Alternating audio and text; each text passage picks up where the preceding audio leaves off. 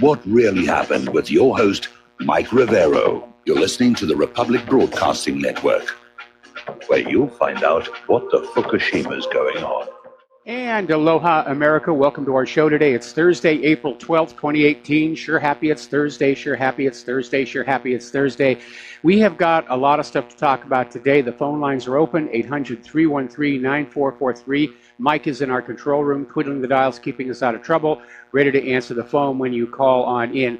Reminder that the lovely Lady Claire, her back is actually starting to get better. She will be joining us in hour number 3 of our program tomorrow.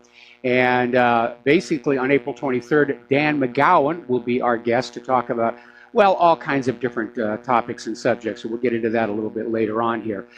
Today is the anniversary of the flight of Yuri Gagarin, the first man to enter outer space, all the way back there. It does seem like so long ago. And so the U.S. and Russia were, and Soviet Union rather, were locked in a space race. And Russia got there first, and spurred on by John F. Kennedy, the U.S. was playing catch-up and eventually pulled ahead to land the first man on the moon. And please don't call in saying the Apollo landings are fake, because I don't have time to deal with that nonsense here today. Let's talk about what's going on in Syria, because all of a sudden the rhetoric coming out of the White House seems to be softening, maybe, kinda. And I'm having trouble figuring out exactly what's going on. But over at the Daily Mail in Great Britain, they had this story. Did Trump jump the gun with Twitter threats of strikes on Syria? President meets the top military brass and national security advisor as the White House tries to downplay threat to launch missiles. And we're trying to figure out what's going on. Did they finally realize that nobody was buying this nonsensical story about the gas attack? Well, apparently not, because early today on Fox News, Donald Trump was out there saying that he's highly confident that the Syrian government was responsible for the gas attack. So they're still doubling down on that lie. But on the other hand, Donald Trump is coming on out and saying that he didn't say when an attack on Syria would take place. It could be soon, may not be so soon at all. Now, maybe he's just trying to psych out the Syrian forces and Russia, and it would be nice to think that Trump is trying to back down and back off of this. I'm sure the overnight polls are showing the American people are not on board with this, but we know from his previous reversal about leaving Syria, he's not really in control. And I'm sure that already Netanyahu's on the phone saying, attack Syria now, attack Syria now. John Bolton is saying, attack Syria now, attack Syria now. The Pentagon is saying, we got to go for it, we got to go for it. But again, a lot of people are still criticizing the fact that the U.S. government is threatening to bomb Syria without any investigation into the alleged chemical attack, whether it actually happened, let alone who actually did it. Mattis is saying they still don't really know. The UN says they can't find out. The only people on the ground in the area right now are the Russian chemical weapons experts. They're saying they can't find any evidence that it happened at all. There are no dead bodies. Nobody at the hospital said any patients came on in. So to the rescue comes French President Macron, who says he has proof that Assad launched a horrifying gas attack in Syria that killed at least 40 people. And he's saying it could have probably been chlorine gas, and he's got the proof. Can't show it to you, of course. Would betray methods and sources. Can't show you the proof. Just take my word for it. I'm the president of France. I would not lie to you. I think trust in politicians is definitely on the wane here. Mattis is out there saying that we're still assessing, and they're trying to cool things down a little bit, whether that means the attack is called off or they're going to delay it until the Harry S. Truman arrives, probably the latter. It's kind of hard to figure out what's going on. Russia insists that the U.S. trained rebels for chemical attacks, and certainly as the Syrian government forces have marched across Syria, every time they take over one of the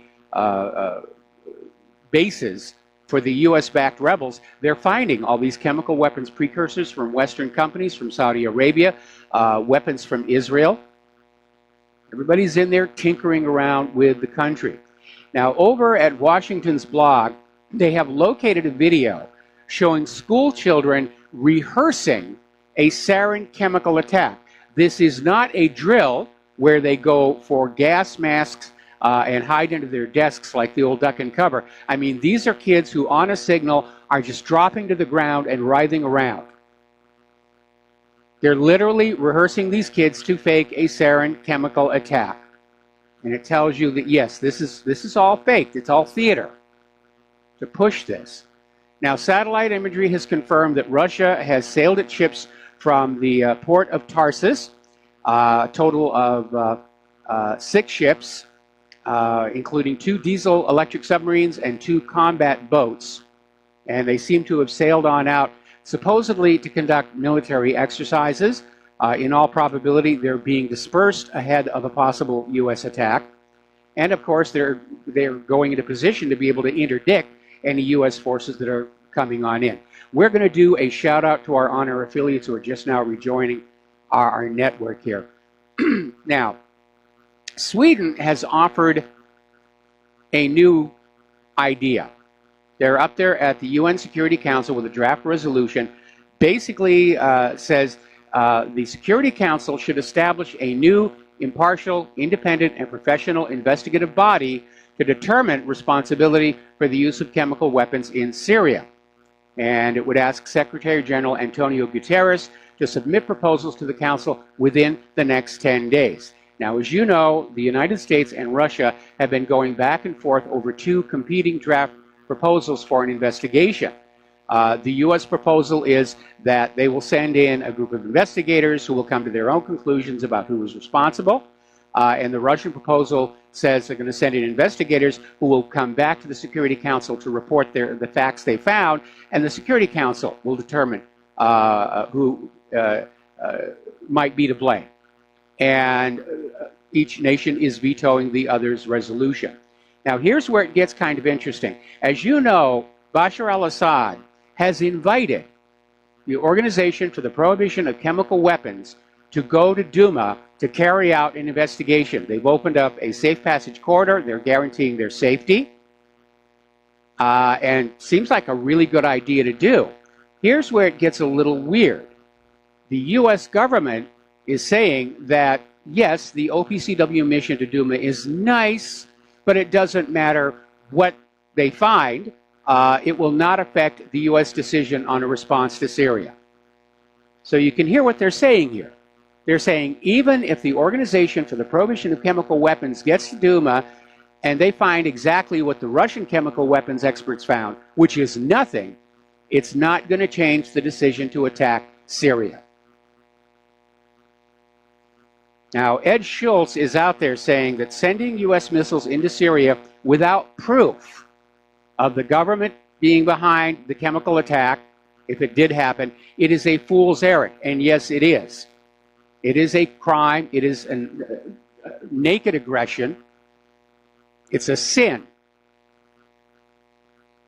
And everybody knows that's exactly what's going on. And you need to remember, whatever the U.S. intervention in Syria is going to be, it's going to kill a lot more children than this alleged chemical attack. The U.S. bombing of Syria has killed lots more children, lots more civilians than the claimed chemical attacks. So it's a question of proportion. Oh, they killed 40 children. Well, we're going to go in and blow up about 2,000 or 3,000 kids in response. You need to remember just how long the U.S. has been at war with Syria, with indiscriminate drone strikes that kill innocent civilians, thousands of troops on the ground. Much of the war is being waged out of sight of the American public, thanks to the U.S. corporate media. Now, Theresa May, who earlier on, only a couple of days ago, was saying, we need to see more evidence. Well, apparently somebody called her up, twisted her arm. She's called a cabinet meeting to basically discuss Britain's response in Syria to this gas attack. She's saying, it's time to go. We're not going to bother with Parliament. We're just going to end run them. We're sending in the bombers here, the cruise missiles. And all I can say is, here's your rifle, Teresa. And that's got to be our attitude for all these war hawks. If you think a war with Syria is necessary, you go fight it. You spend your own money, you take your own gun, you take your own children, go on in there and do what you think is necessary. But you leave the rest of us alone, because we know this is all a big steaming pile of USDA choice bovine excrement. And we're not going along with it anymore. Now, we reported earlier in the week that Syrian troops and Russian troops have captured British forces in Douma. The British government is denying that it happened. At some point, I'm sure that photographs are going to show up online. But I can imagine what those British troops are going through. They were ordered into Douma. Maybe they're the ones who staged this chemical attack, if indeed it happened at all. They got caught, and now the British government is just writing them off. Remember the old Mission Impossible series? The secretary will disavow your, any knowledge of your activities. You're on your own. Now, Gavin Williamson, the Tory Defense Secretary, is out there. He's doing his Tony Blair impression, screaming that Russia wants to cause thousands and thousands and thousands of deaths in Britain. And he's going to do it by attacking critical energy supplies to Great Britain. And he says that basically Russian spies keep photographing and looking at power stations and have an interest in gas pipelines and interconnectors that transport electricity. This is all in the Daily Telegraph. Remember when phony Tony Blair claimed Iraq could launch biological weapons at Great Britain with just 45 minutes warning? This is more of the same. They're just trying to crank up fear of Russia. And it's all lies. Russia is not going to attack us. Russia doesn't want a war. China doesn't want a war. Iran doesn't want a war. North Korea doesn't want a war. None of these countries want a war. The United States is the aggressor, and it has nations that are unable to refuse to go along with it, like France and Great Britain. Yet another piece of war rhetoric is out there saying that Russia's going to go after our satellites. If you want your MTV, we got to go make war on Russia now before they shoot that satellite down. The Russian Air Force and Navy are still on alert. They're prepared to respond to possible U.S. strikes. And they're moving a lot of assets around. And apparently Russia's Humanum Air Base in Latakia is also equipped with the anti-ship cruise missiles of the KH-35 type. And those are to be feared. Now here's the wild card coming on in. There are Chinese Navy ships in the Mediterranean Ocean.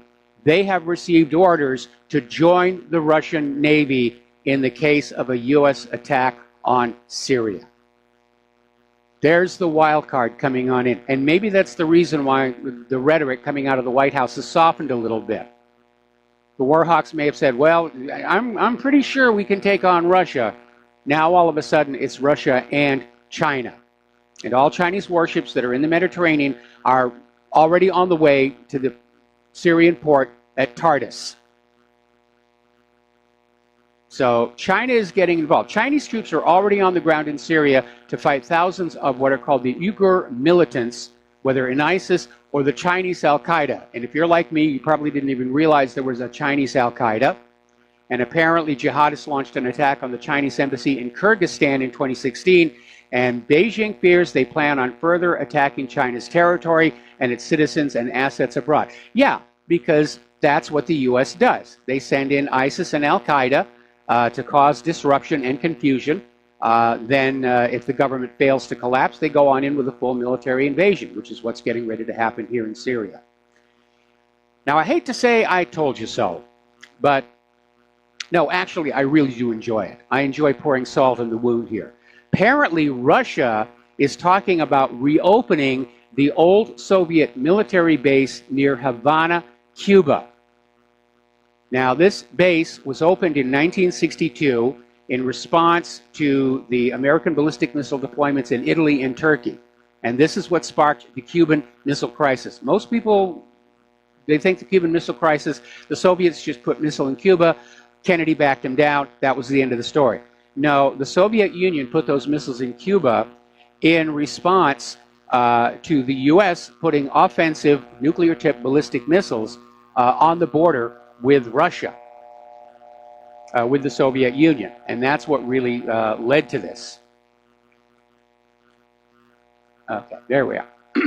So when Trump reversed Obama's normalization of relations with Cuba, I warned this was going to happen. One of the few things I agreed with Obama about was normalizing relations with Cuba, and not just because I like Cuban rum and Cuban cigars, but because it would keep Cuba out of the hands of Russia in the event that tensions escalated. And the old guard, we know how to keep a grudge for 50 years, people over at the CIA, scotched that whole idea, went back to sneering at Cuba, and all of a sudden, Russia now has a foothold on our side of the world. Bad idea. Now, something for those of you living in New York or Washington, D.C. There is no nuclear missile shield around your cities. There is around Moscow. Now, the Anti-Ballistic Missile Treaty was basically designed to say, we want to avoid getting into this costly race of building more and more anti-ballistic missiles, which would trigger building more ballistic missiles to get around the ABMs, which would trigger building more ABMs, and so forth and so on. So the ABM treaty limited how many anti-ballistic missiles each side could have. And they were allowed a single ABM site with up to 100 missiles. Now, Russia put their site around Moscow, the seat of their government, heavy population center. They have a ring of 100 of the S-400 missiles guarding the city of Moscow. The United States put their 100 missiles around the Grand Forks Air Force Base in North Dakota to protect the nuclear weapons from surprise attack.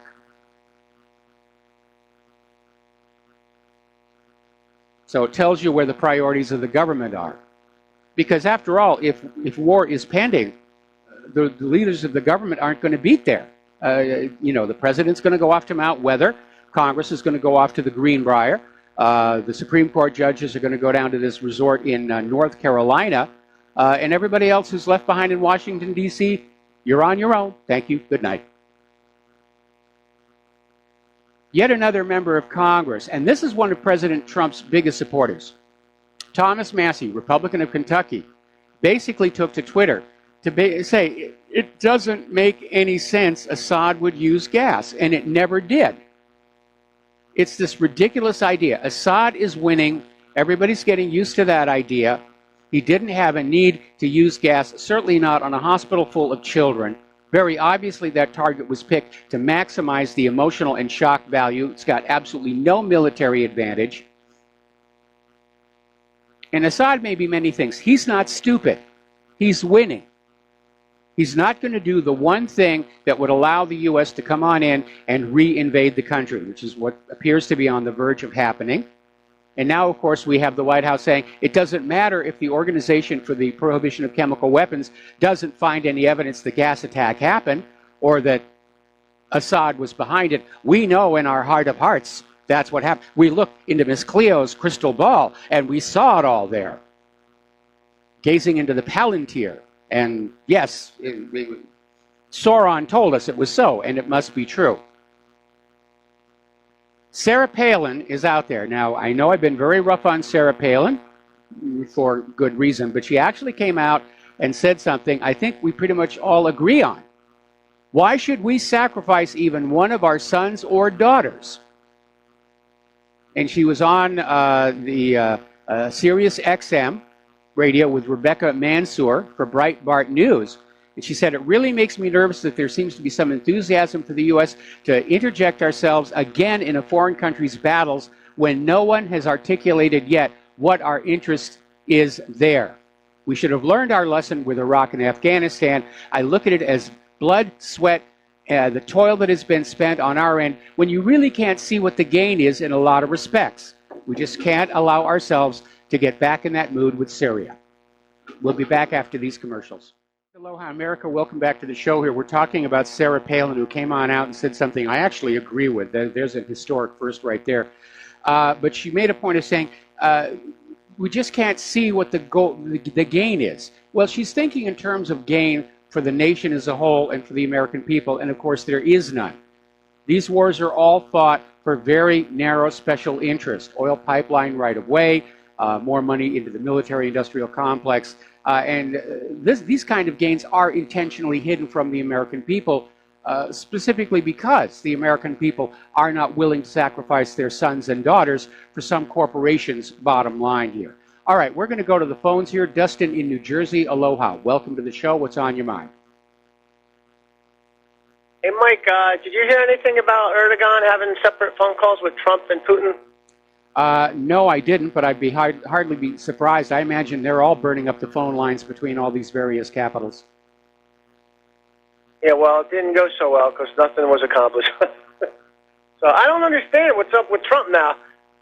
Where's all the Trump supporters now calling in? You know, like the guy did more flip-flops than Kerry. You know, I mean, I don't know, Mike. Well, what we're seeing here is an executive branch that is at war with itself. We know from a week ago that Trump wants to get out of Syria. He thinks it's a bad idea. And then he was put under pressure by Netanyahu, by his own cabinet, by the Pentagon to say, no, we have to go in there. And very conveniently, this gas attack story came on out to give the U.S. government a reason to go on in there, guns blazing. But a lot of people are wondering what's going on with Trump. He doesn't seem to be enthusiastic about this. In fact, over at Russia Insider, they're running a story that Trump is blinking on Syria. Russian ability to hit back is too risky for him. That may be true, but I think it was very reckless of Russia Insider to put out that headline because that will be seized on by people like John Bolton and shown to Trump saying, see, they think you're weak. And right now, anything they can say to get Trump to move forward on this, they're going to be saying anything that they do. In fact, there may be another false flag in the immediate offing to get this going. Because the war machine and the war agenda, they can't quit now. If they lose in Syria, the wheels come off the war wagon, and it's all over. The U.S. will have lost World War III. And so right now, I imagine things are very tense inside the White House. Did you hear about CNBC ran a story about 8 targets being picked out? And then, Mike, I also read that a U.S. unnamed official says they have urine and blood samples. I'm like, right there, that's bogus. How'd they get that so quick? You know, it's like, would they pull it out of the freezer? I mean, come on. That's what they did. That's what they did. They couldn't possibly get those samples out of there. And again, we have the doctors in the hospital saying that nobody came on in with symptoms of chemical poisoning. The Russian chemical weapons experts are on the ground there. The U.S. couldn't possibly get in there to get samples. Again, they're raising on a busted flush here. And Mike, you mentioned real quick, I just want to finish up, the KH-35, the land-based ones. Yeah, if they have 2 to 4 batteries, that's 8 anti-ship, the KH-35 anti-ship missiles per battery. So if they have 4 of those, that's 32 anti-ship missiles. That's a lot of firepower, man. That is a lot of firepower. And, I mean, 2 of those KH-35s per ship, one of them's going to get through. And the planes carry 1 per wing. So you figure, and plus they have backup. So, yeah, man, that's a lot of ships going down. Like, they'll sink the 6th Fleet. You know, they're actually, I think, a week and a half away. Maybe, about almost 2 weeks, slightly a little less, but, yeah, I mean, you're talking about the Harry S. Truman. No, they're slightly less than a week away. They're limited by their slowest escorts. They left Norfolk a few days ago, so they'll be in the Eastern Mediterranean this time next week. Now, I got an email from a mother whose son is on the Truman, and she says that it is a training rotation that was announced months ago. But as I wrote back to her, a training mission can become an active mission on a single command from higher authority. And then, Mike, did you mention Angela Merkel says they're not gonna be involved in Italy too? So But Ramstein will still get hit if it all goes hot. Yeah, so she's not getting involved in this one, but Theresa May, she looks crazy too. I don't know. They're all crazy, Mike. I mean, they are. They're absolutely crazy. Those who are going along with this thing, they have to. First of all, they're all smart enough to understand the story about the gas attack is complete bovine excrement. What is really insulting is they seem to be operating under the belief that the general public is falling for all of this. And that is a really, really big mistake. They're obviously seriously out of touch with the sentiment of the general population. And that's always really a dangerous situation.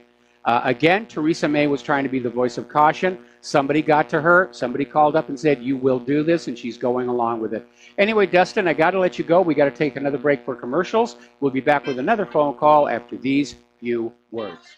Aloha, America. Welcome back to the show here. We're going to go right back to the telephones. Kathleen in Paris, aloha. Welcome to the show. What's on your mind? Hi, Michael. Today I was thinking about the situation and how sometimes, you can be damned if you do and damned if you don't. And I was thinking that Trump can see clearly, I think, that on one hand he could get the JFK treatment if he didn't go along with the deep state. And on the other hand, what if he is goaded into doing something which in fact breaks international law? Wouldn't it be against international law for him to just haul off and attack? Yes, there's no question about that. And it's hardly confined to Trump. All of the presidents who've been overseeing these regime changes and incursions into these other countries, they're all in violation of international law. War is a crime. People talk about war crimes as if there's a legal way to have a war, but war itself is a crime because it embodies all other crimes within it. So GOP could impeach him for breaking international law. There's already been talk that if Trump goes into Syria, that would be an impeachable offense because he's doing it without the authorization of Congress, and he's doing it without a UN Security Council resolution. So do you see my damned if he does and damned if he doesn't? Well, yeah. I mean, certainly the insiders want Trump out without any question. I don't know if he's been threatened with the Kennedy treatment or not, but like I said, I find the timing of that fire in the Trump Tower a little too convenient.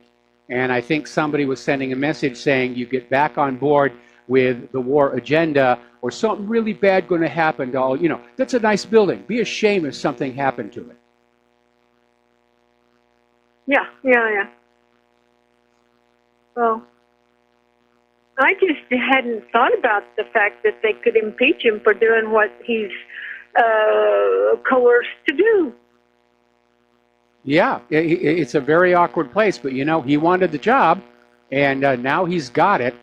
And again, when he first took office, my concern was that he really did not have a grasp on just how dirty Washington, D.C. politics can get.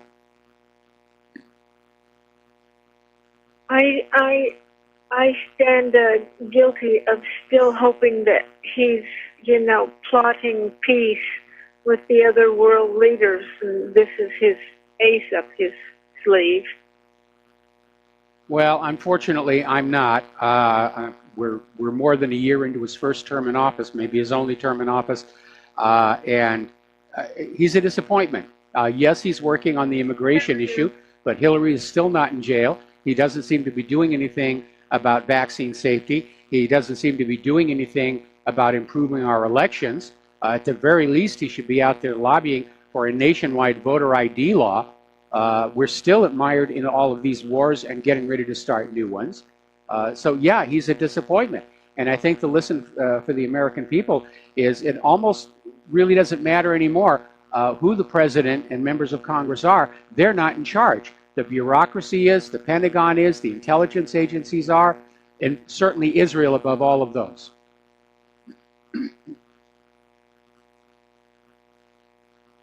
Okay. Thank you, Michael. All right, thanks an awful lot, Kathleen. We're going to let you go. The phone lines are now open. Now, a little reminder, when we talk about all the evidence that is starting to accumulate that, yes, these gas attacks being blamed on Assad are all false flags. Back in 2013, Qatari intelligence tried to hire a British mercenary contractor company to smuggle chemical weapons to the U.S.-backed rebels in Syria to stage a chemical weapons attack to be used to justify Western military intervention. This is a story that we reported back in 2013, and it was worth remembering yet again. Now, over in eastern Ghouta, the terrorists are surrendering, and they're taking advantage of Assad's amnesty program. They're surrendering their weapons, they're taking their families, and they're leaving. And the weapons that they're turning over are modern arms made in Israel and Europe.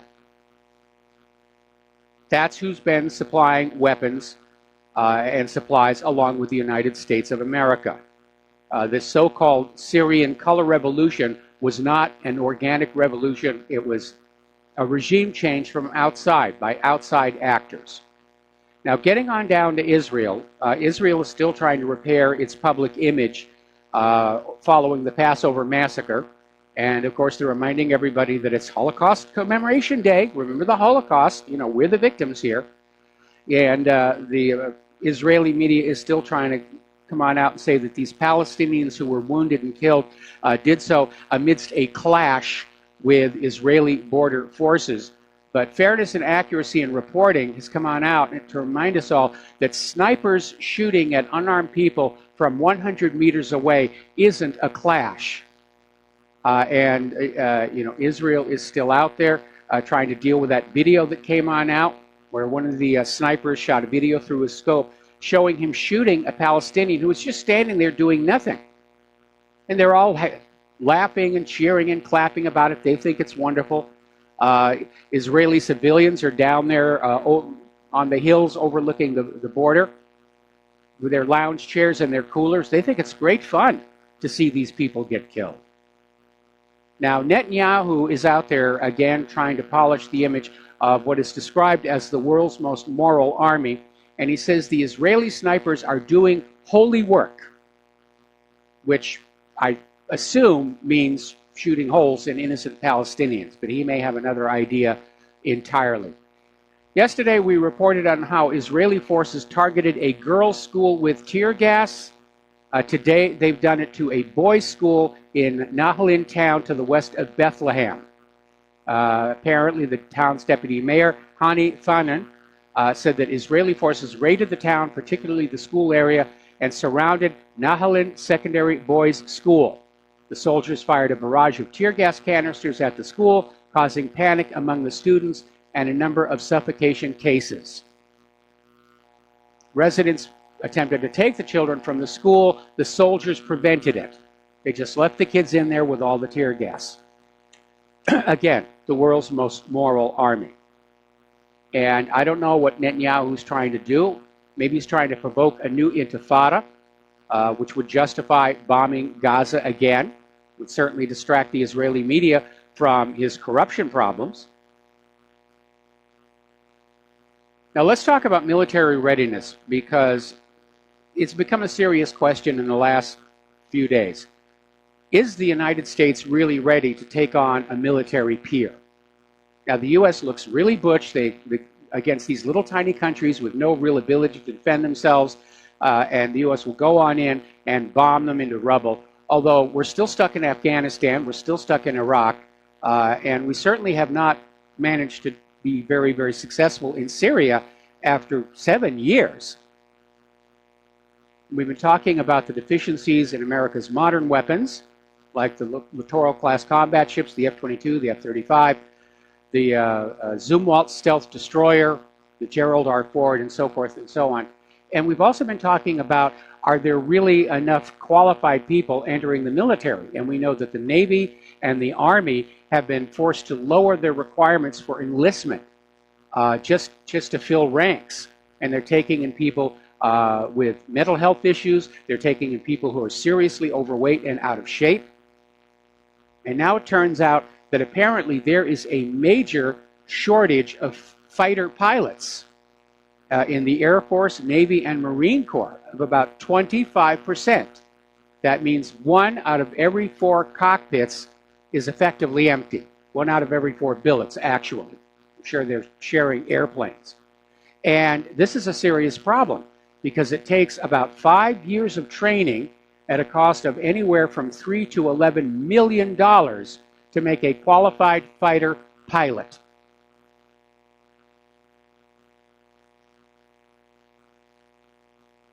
And I'm sure the U.S. military is saying, well, that's okay. We're going to win the war with the drones. We're going to win the war with the wonder weapons.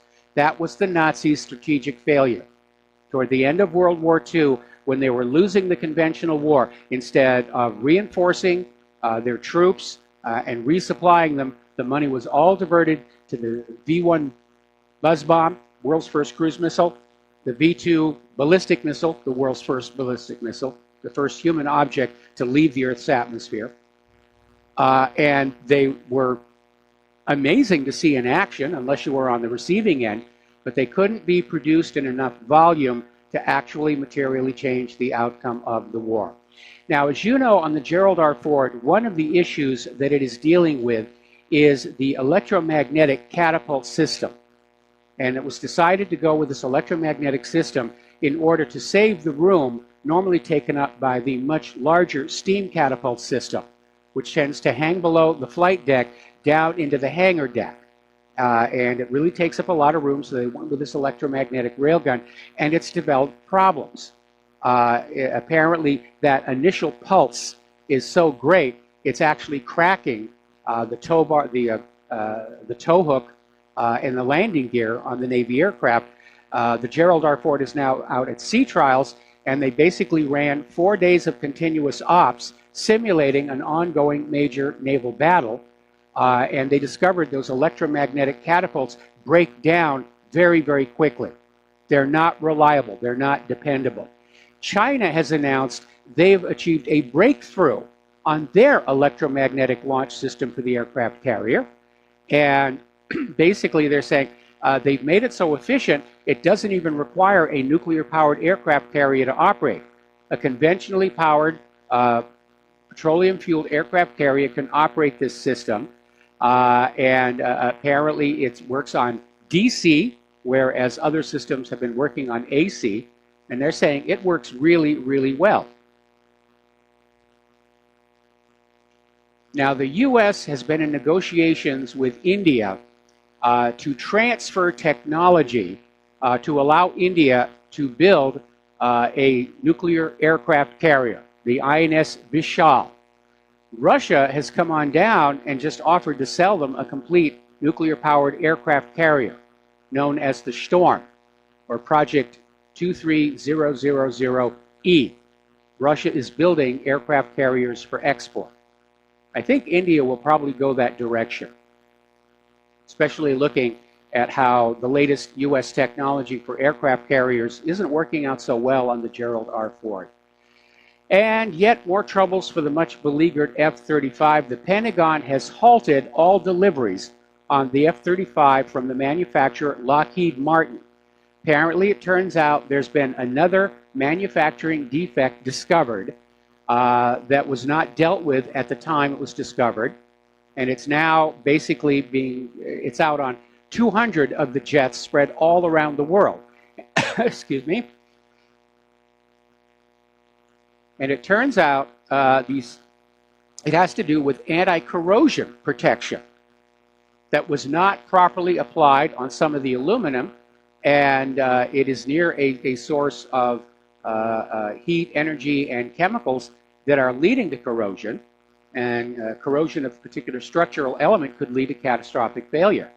So somebody has to go out to all these 200 jets and repair them all over the world. It's going to be very costly, and you would say that this is obviously the fault of Lockheed Martin, except Lockheed Martin is saying, well, the governments inspectors should have discovered this before accepting the airplanes. So they're arguing back and forth over who's going to pay for it, and until Lockheed Martin agrees to pay for it, the Pentagon is halting all F-35 deliveries.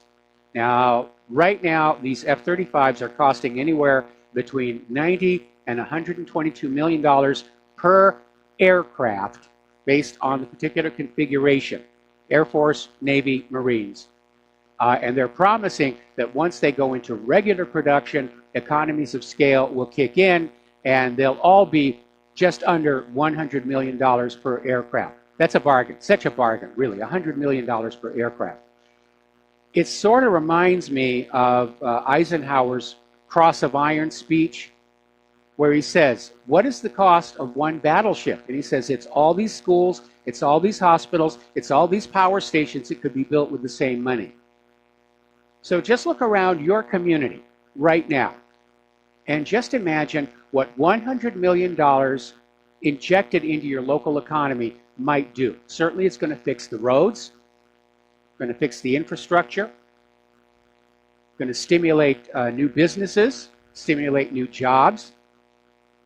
I mean, here in Hawaii, we've got the worst roads in the nation. And with Claire with her back, as careful as I drive around our neighborhood, between all the potholes and the ruts and everything, she's having a really rough time. And every once in a while, the road crew will come on out and they'll patch it over, and the next rainstorm, it falls in again. $100 million put into our road system on this island would be a real blessing. Now, over at combatreform.org, there was a very lengthy article with a very long title, Battleship Interdiction of Rogue Nation States and Subnational Terrorists, Hard Armored Mobility and Deep Precision Strike at Sea Needed. And it's a very long-winded discourse. It's obviously written for internal military consumption. But in short, this expert is arguing that the Iowa-class battleships that are now loaned to various museums be put back in active service. One time, as part of a charity thing, Claire and I got the extended behind-the-scenes tour of the Missouri down here in Pearl Harbor. And the tour guide was saying that technically the Missouri is still the property of the United States Navy. It is on loan to the Pearl Harbor Museum. But in point of fact, it could be refitted and put back out to sea. Not as easily as in the movie Battleship, but yes, it is entirely possible. They could start manufacturing those 16-inch shells again. The existing inventory of those shells was destroyed following the incident on the Aiea, but they could start making them again. So this guy is out there saying, our aircraft carriers are vulnerable, we need the battleship to come on back. So we're going to take a break for commercials. We'll be right back. And aloha America, welcome back to the show here. So over at reviewjournal.com, they have a commentary. The entrenched DC swamp launches a war against President Donald Trump. And they're describing this as a coup, a high-tech lynching, a Joe McCarthy-like witch hunt, and a massive government conspiracy all rolled into one. The unelected deep state and the DC swamp are at war with the elected president. Now, as I've said, I'm very disappointed in Donald Trump, but he is the elected president of the United States of America. And this nation cannot survive if the government refuses to play by the rules, which is what's happening right now.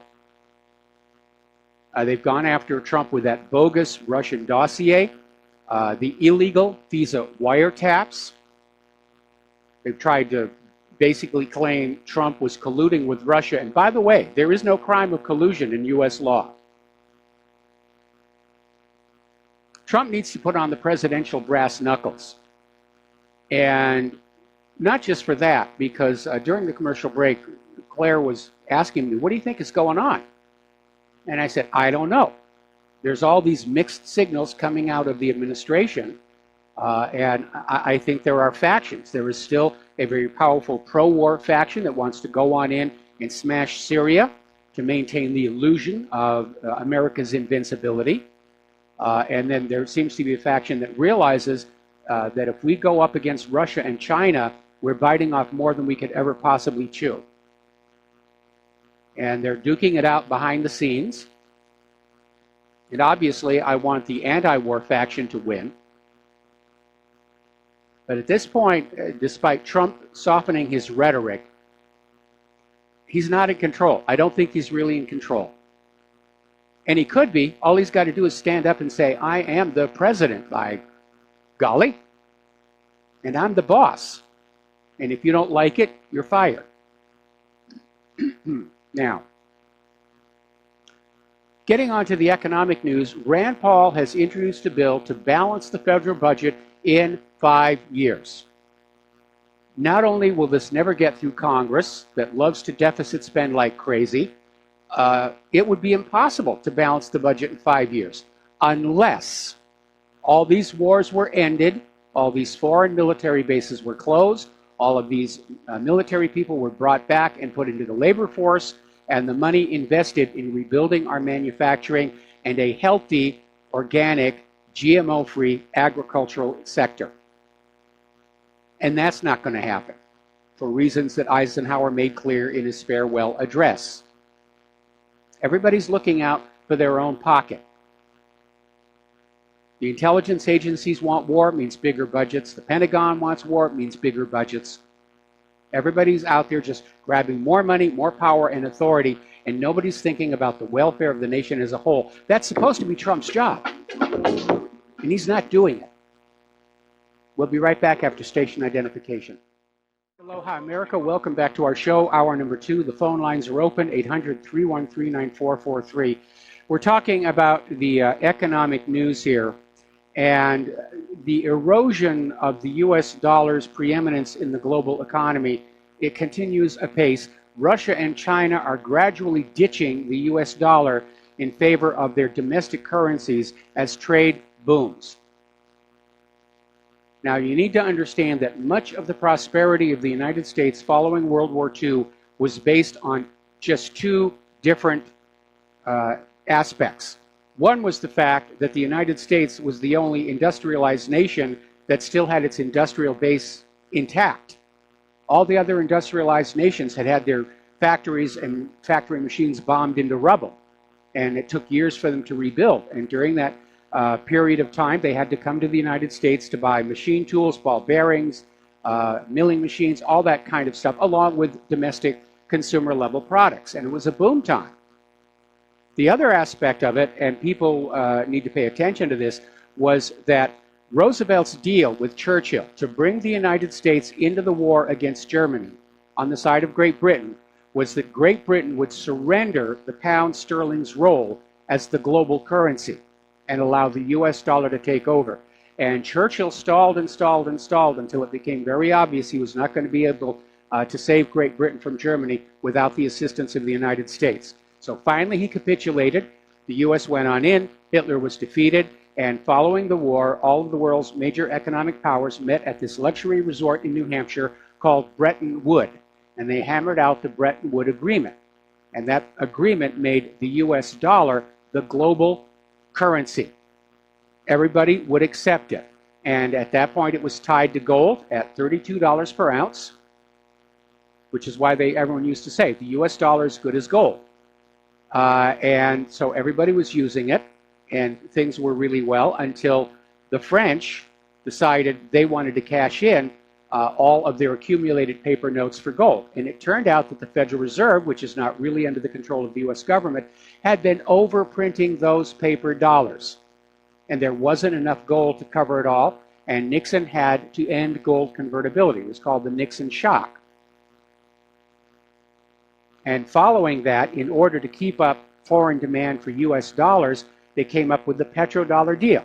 They went into the oil-producing nations in the Middle East and they said, if you promise to sell your oil only for the U.S. dollar, you can invest that dollar back in the U.S. and get very, very rich, and we, the United States, will protect you from aggression from your neighbors, first and foremost Israel. Well, especially since 9/11, it's become very obvious that the United States cannot keep that promise. And more nations are saying, why should we go through the US dollar, which we have to pay interest on, or we have to trade some of our manufactured goods and agriculture for, to buy oil from a third party or other raw materials? And they're starting to move away. And this is what has triggered a lot of these wars. The war in Iraq against Saddam Hussein was not about nuclear weapons, which didn't exist. It was about Saddam Hussein getting permission from the United Nations to sell Iraq's oil for the euro. The incursion into Libya and the murder of Muammar Gaddafi was not because he was a nasty person, but because he wanted to sell Libya's oil for the gold dinar, a currency based on value, not debt. That's what this is all about. It's a world war over whose brand of ink and paper the world will use for currency for the next 100 years. And by the way, in this day and age of instantaneous global financial transactions, the idea of a single currency is obsolete. It is not needed, but the U.S. is trying to maintain it because they have nothing else with which to prop up our economy. Our manufacturing has declined. Our sales to other countries has declined. Nobody wants our GMO agriculture. And so that petrodollar deal and forcing other countries to have to go through the U.S. dollar so that the U.S. gets a piece of the action of other countries' trade, it's essential. Without that, the whole ball of wax collapses. So last year, bilateral trade between Russia and China reached $87 billion. This year, it's expected to go over $100 billion. And they're starting to say they're going to do the settlements in the ruble and the yuan. They're not going to use the US dollar or any other Western currencies. And that may be another reason why so many people are talking about it's time to get Russia and China. They're evil people. They're not evil people. They just don't want to be slaves to the US currency. Primarily because it's usurious, it's unstable, it's not backed by anything ever since Nixon ended gold convertibility.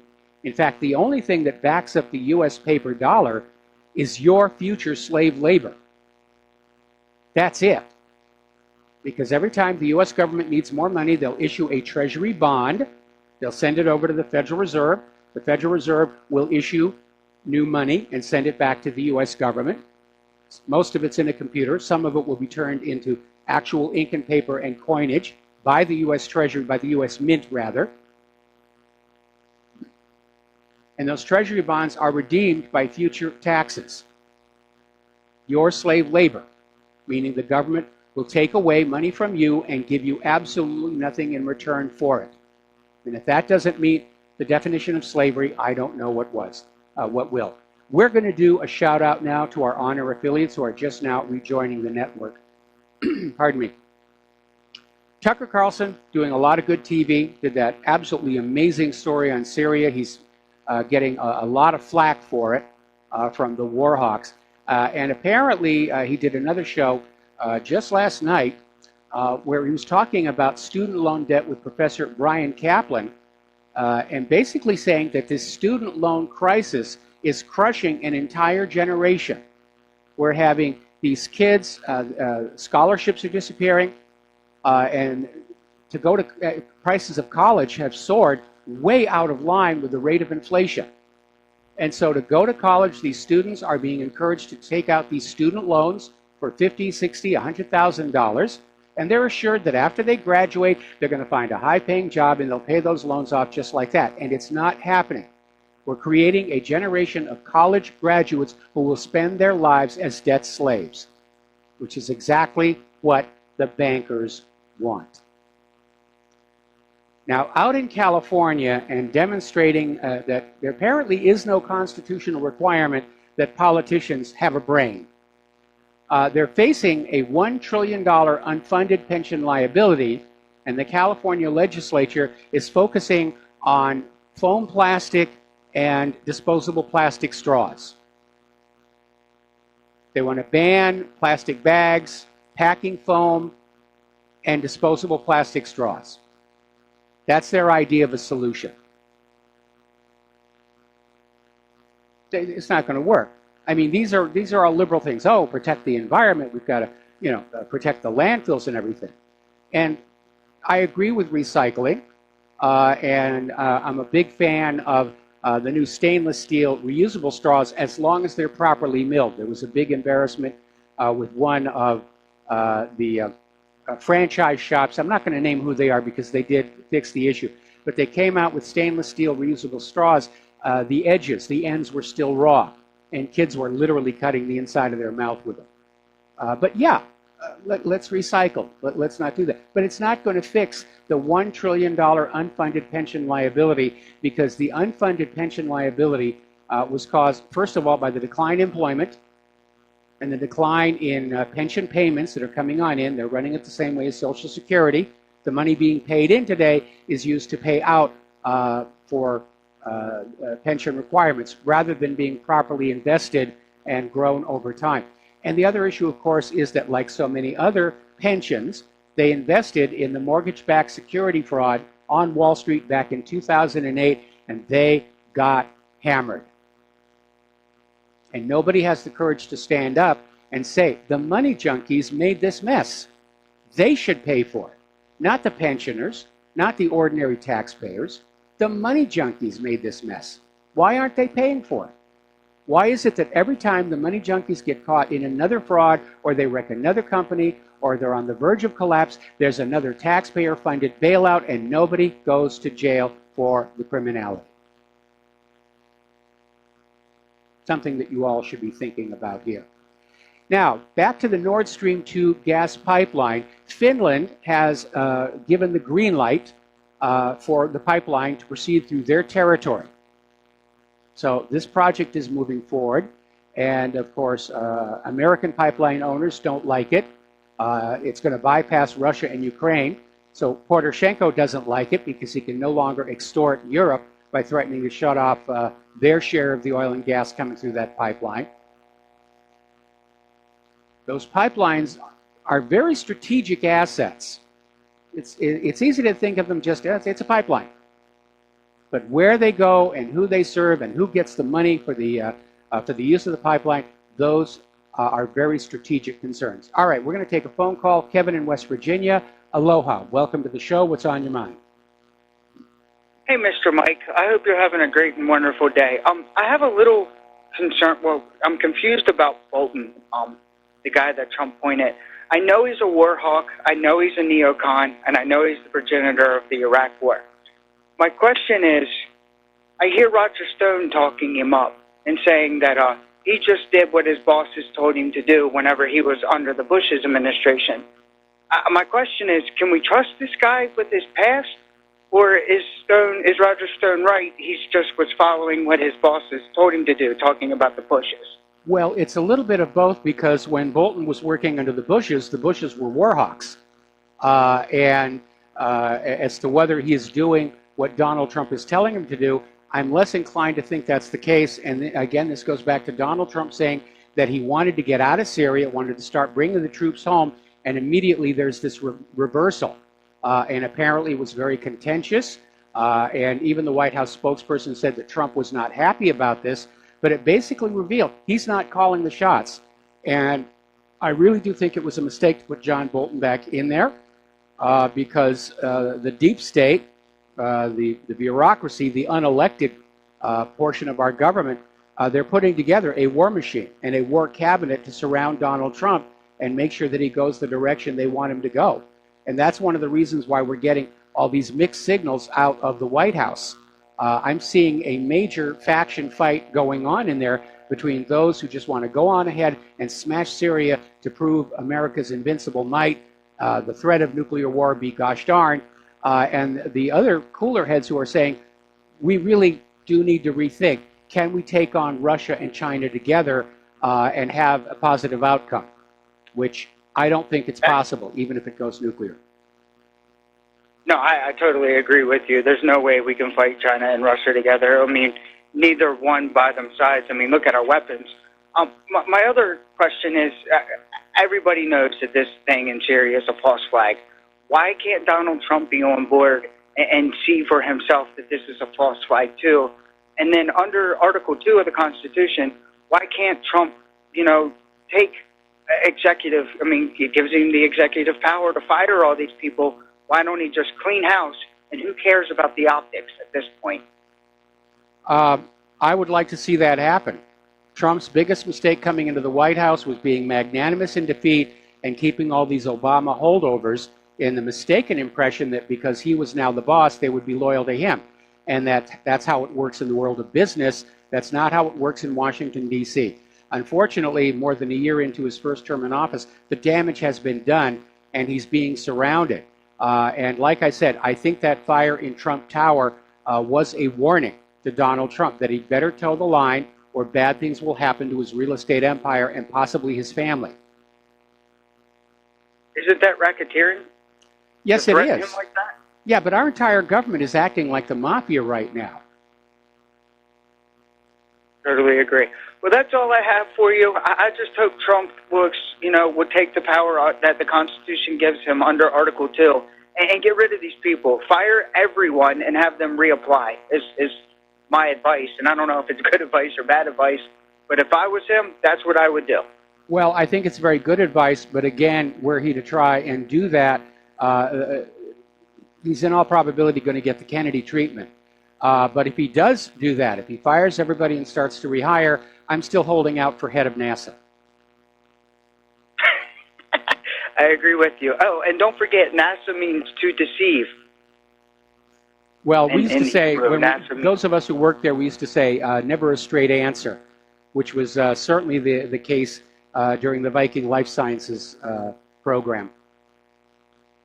Well, you have a great day, sir, and give Miss Claire the best, and I won't take up any more of your time. Well, thank you very much for the phone call. We're going to switch over to Curtis in Nevada.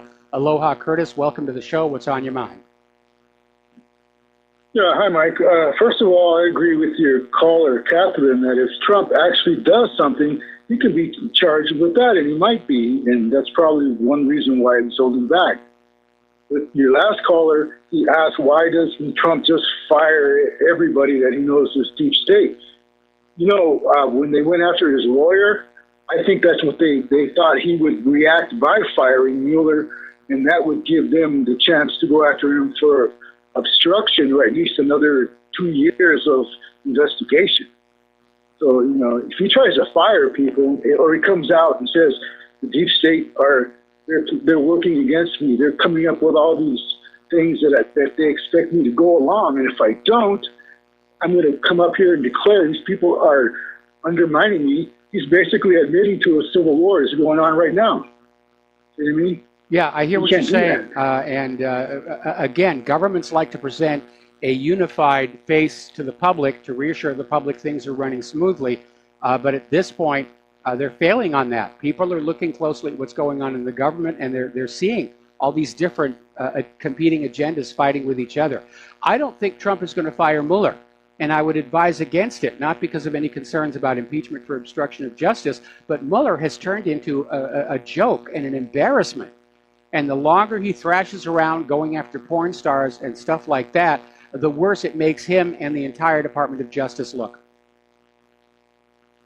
Yeah, if Trump was actually to announce publicly that these people are working against me and there's civil war type of thing mentality that people are going to be looking at a constitutional crisis and the media is going to start saying Trump is unstable, he's irrational, I think there's another reason to remove him.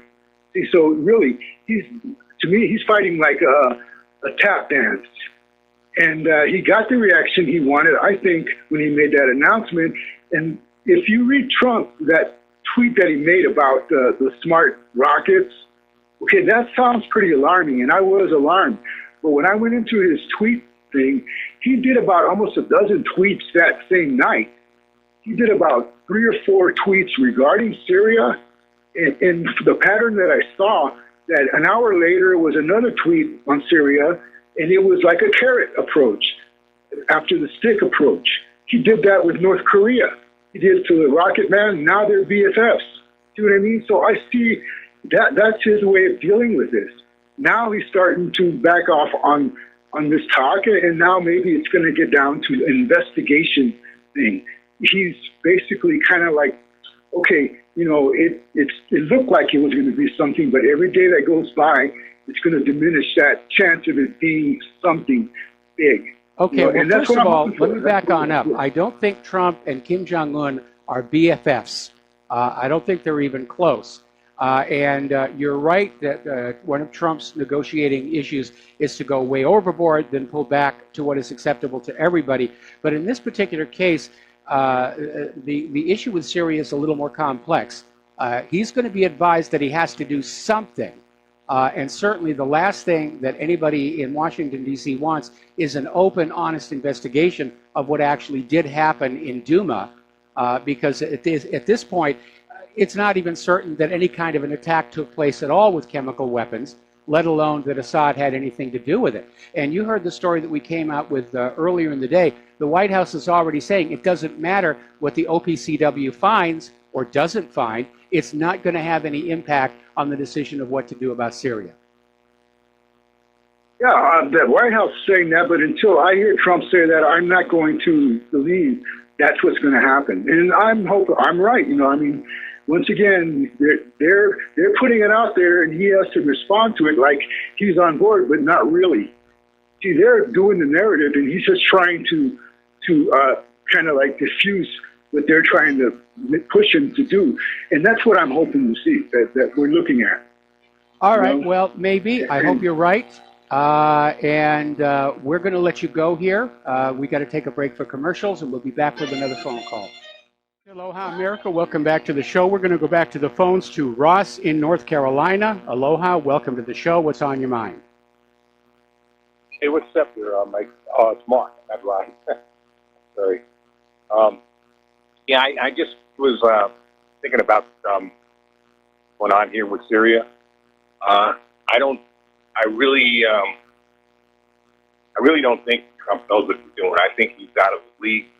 What I would have done if I was Trump is my first day in office, I would have gotten rid of all the intelligence heads.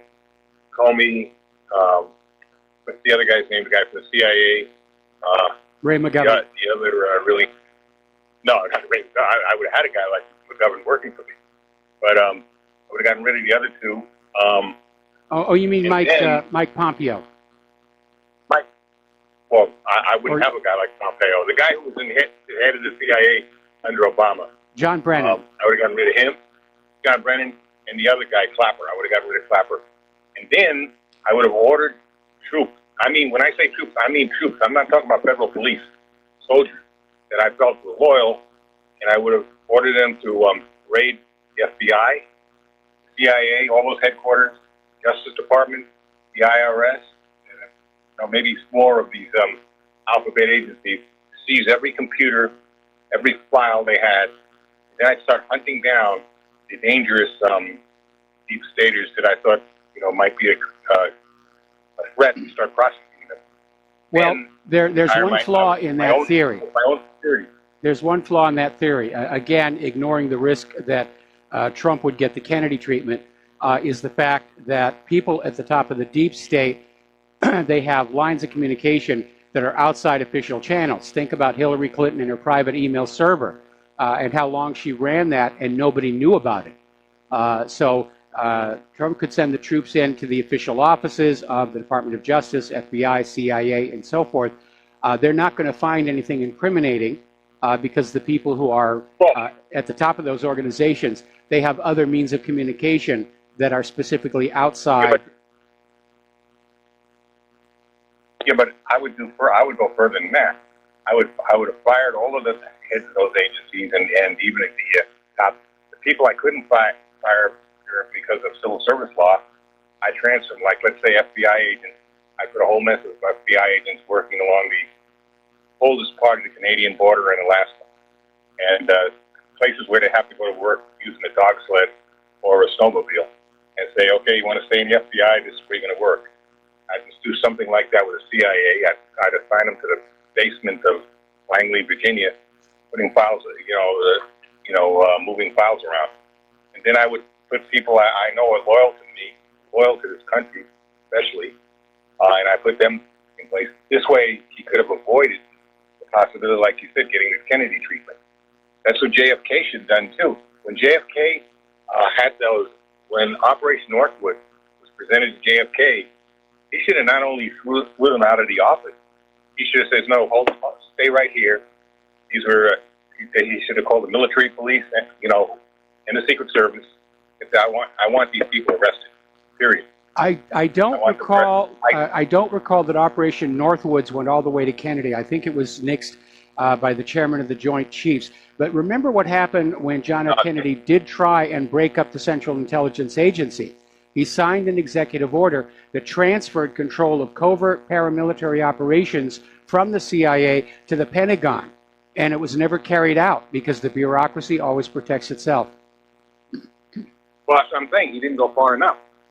At a time like this, he would have been better off to use the military. The military is usually much more loyal to the Constitution and to the American people. Not always, not the top military, not the top brass like the generals. I haven't been in the Army myself. Generals normally get to be, you don't get the flag rank normally. There are a few exceptions, unless you got your head stuck up somebody's you-know-what. Yes. Okay, or you got somebody's you-know-what in your mouth. That's basically how somebody becomes a general. The best troops do not become generals. This is why you got a lot of colonels and stuff that people retire as colonel or major, and that's as far as they've got. Not because they weren't any good, because they were too good. And General Flynn was an exception. Okay. So was Smedley Butler. Oh, I'm talking right now. Now, back in the day when you had like World War I, World War II, especially World War II, they had to have good generals because we were in danger. If we lost the war there, we were in danger of being occupied by an enemy force. We were really fighting for our lives at that time, for the United States. Either Germany or Japan or both could have very possibly invaded the U.S. at the time. So they had to have good generals. They had to have people like Eisenhower, Patton, not Montgomery, the other Clark, and the other guy's name. The guy who was who used to feud with Patton, at least in the movie he did. Anyway, they would have had they had to have good generals. With MacArthur, they had to have good generals at that time, right, and good admirals. Otherwise, we might have lost the war. Even though a lot of people don't realize it. One advantage of war is it does restore meritocracy in terms of promotion. Anyway, listen, Ross, I'm going to have to let you go. We got to take another break for commercials. We have more callers waiting on the line, and we'll be right back. And aloha, America. Welcome back to the show here. We're going to go back to the phones to James in North Carolina. Aloha, James. Welcome to the show. What's on your mind? Yeah, hi, Mike. Yeah, something you said just a few minutes ago, I think that was good advice for Trump to leave Robert Mueller alone. There's an old saying, when your political adversaries are making fools of themselves, the best thing you can do is stay out of their way. Yes. And I was wanting to talk about what I think is probably the biggest screw-up that Robert Mueller has made so far. I don't know if it has legal implications, but that early morning no-knock raid on Paul Manafort's home back in July of last year apparently came several days, about a week before Rob Rosenstein issued a memo giving him authority to do it. I don't know if you had looked at that, or I was just wondering what your take on that was. Well, my take on that would depend on who signed the search warrant. Because, I mean, the Department of Justice issues its own warrants, for raids and various other things. So while Mueller may not have officially been the special counsel, it was still reasonable that somebody who was involved in that, Rod Rosenstein, could have signed that warrant. But it does betray the fact that there was a plan to go after Trump's people and just start picking them off, looking for somebody who could be turned to build a case for either criminal prosecution or impeachment. My understanding is that Manafort's lawyer had made a motion. I'm not sure exactly whose court it was in or where it was, that about that apparently retroactive authority that was given by Rosenstein, but I don't know if that will go anywhere or not. Well, it depends on the judge that they get, but if you really think about it, Robert Mueller's witch hunt is totally in non-compliance with the special counsel statute, which requires, first of all, a regular Department of Justice investigation, and only after that investigation indicates that a crime has probably been committed is a special counsel supposed to be appointed.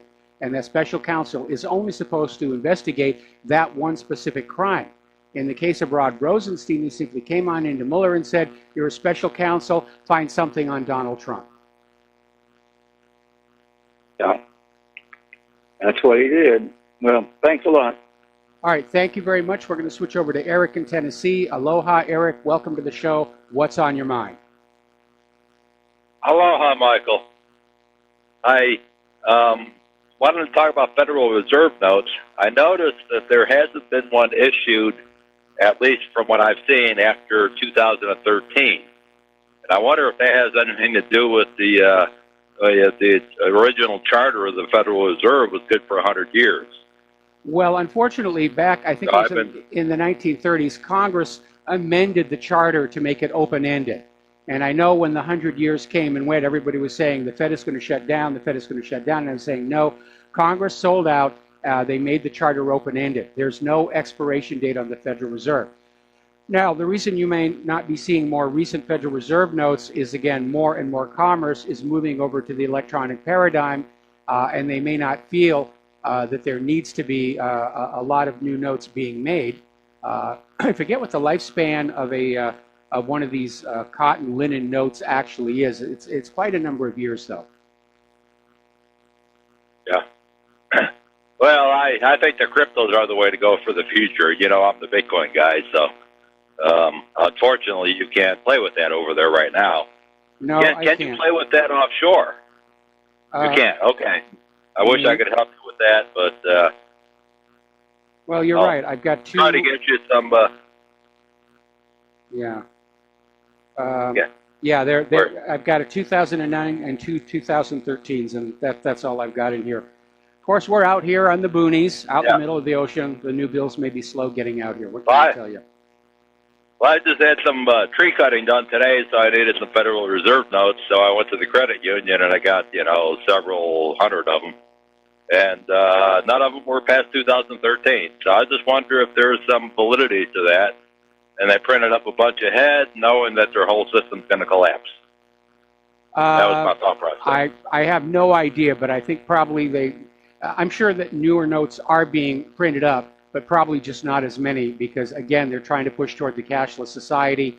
They want people using the plastic, so the bank gets a piece of the action when you buy a jelly donut or a newspaper, and more importantly, the government knows you bought a jelly donut and a newspaper, which I find to be an unacceptable invasion of my privacy. Okay? Totally agree with you there. So anyway, I'll let you go. You have a great night, and I appreciate talking to you. All right, thanks an awful lot. We're going to let you go. Now, interestingly enough, I was just watching on the Fox News crawl. Apparently, the New York Times ran an article saying that Donald Trump had attempted to fire Robert Mueller. Well, to paraphrase Vladimir Putin, if Trump had fired Mueller, Mueller would be fired, period, end of discussion. And the White House is out there saying, no, that did not happen. So once again, we have the New York slimes out there just trying to stir up trouble with these fraudulent claims. Now, getting on back to the economic news, as you know, one of the reasons the U.S. government is making stink face at China, especially with the tariffs and trade war, has to do with what are called rare earth elements, which right now, China is the world's biggest supplier of these. And we're talking about elements like yttrium, europium, terbium, dysprosium. These go into computers, phones, electric cars, solar panels, batteries, electronic equipment. They're critical to our modern high-tech existence. And the U.S. doesn't like the idea of China basically dominating the market. If anybody's going to dominate the market, it will be the United States of America because that's what makes America great again. It turns out that is no longer the case. Scientists have apparently by accident discovered a massive load of rare earth metals found in the ocean off the coast of Japan. They're saying there's so much down there, they're calling it a semi-infinite supply, which is kind of a weird wordage, but they're basically saying they don't know how long it's going to last, but it's going to be a really long time. And that will break the Chinese monopoly. Of course, I don't know what the cost of extracting the rare earth elements from under the ocean is going to be, but if they're available in bulk, that might actually result in lower prices for these high-tech instruments. That being said, I think that when we talk about recycling electronics, that some way to recover some of these elements needs to be developed, cost-effective means. Because that's one of the big problems with all of this high tech. It's all put into these large chips, these boards, and it's very hard to separate out. All right, let's go back to the phones here. Teresa in Alaska, aloha. Welcome to the show. What's on your mind? Hi, Mike. Hey, I heard that about the dollar bill, and I have a brick and mortar store. So the other weekend, I had 713 bills to go through. Yes. And there were hundreds, 50s, 20s. They were everything. What I came up with, it looked like to me, they did not print any in '05. Then they printed in '06. They did not print any in '07 or '08. They printed in '09. And then I had none from 10, 11, 12, and then I have from 13. So I think you're right. People aren't using the money as much, and it's not wearing out as fast. So they're probably not replacing it every year like they did in the past. Anyway, that was my little scientific thing. Well, okay. I mean, not that I have a lot of cash in my pocket right now, because I don't, but I just went through all the singles, and again, nothing later than 2013. That may have been the last time they ran those printing presses. There's no rule that says they have to run all the time. I had a lot of 2009s, but no 10s, 11s, or 12s. I had a lot of 06s, but no 7s or 8s. Well, you know, I mean, I think they are skipping years because they just don't need to print them. It makes perfect sense. I mean, these bills do last a long time. And again, the U.S. Mint is actually contracted to the Federal Reserve to produce whatever portion of the new money is deemed to be necessary as currency. I imagine that they're not printing new bills all the time. And they talk about, you know, this series, that series, and every time there's a new bill that comes out, there are always very minute changes to it to try and foil counterfeiters, who are unfortunately, sadly, very clever, and none is more clever than the Federal Reserve itself, which actually has their counterfeiting operation legalized. Anything else, Teresa? No, I just hope that puts that to rest about the fake charter in 2013 being the last bill. Again, the Federal Reserve's charter was amended by Congress in the 1930s to make it open-ended. So the Federal Reserve will be with us forever, except, of course, Congress can rescind the charter anytime they want to. They have to pay the Federal Reserve back for the money that was loaned by the Federal Reserve to the U.S. government in 1913. But obviously, in today's dollars, it's not a huge amount of money. The reason Congress will never rescind the charter of the Federal Reserve is the Federal Reserve is a very generous donor to congressional campaigns. Teresa, thank you very much for the phone call. We're going to let you go. And getting on back to the news here, Trump has now signed an executive order to make sure illegal aliens can't collect welfare benefits. That is an important first step to cutting off the financial incentive for illegal immigrants to come to the U.S. Because they'll come to the U.S., they don't speak English, they don't have job skills, they just register to vote Democratic, and they go on welfare. And the legal American citizens are paying the costs, and we're talking billions of dollars involved here. And so Trump has signed this executive order saying that illegal aliens who come to this country cannot collect welfare benefits for so many years after they get here. Meaning they have to come here, they have to be able to find work to support themselves, they're not going to get handouts. And I think that's probably going to be more effective at deterring illegal immigrants than the wall will be. Now, the city of Orange, California has jumped on board the bandwagon. They are filing suit against the state government over the sanctuary city status. Like so many other cities and counties in California, they've had it. They've absolutely had it. Now, as you know, President Donald Trump has requested the National Guard head for the border with Mexico, and California's Governor Jerry Brown is deploying 400 National Guard troops to their border with Mexico.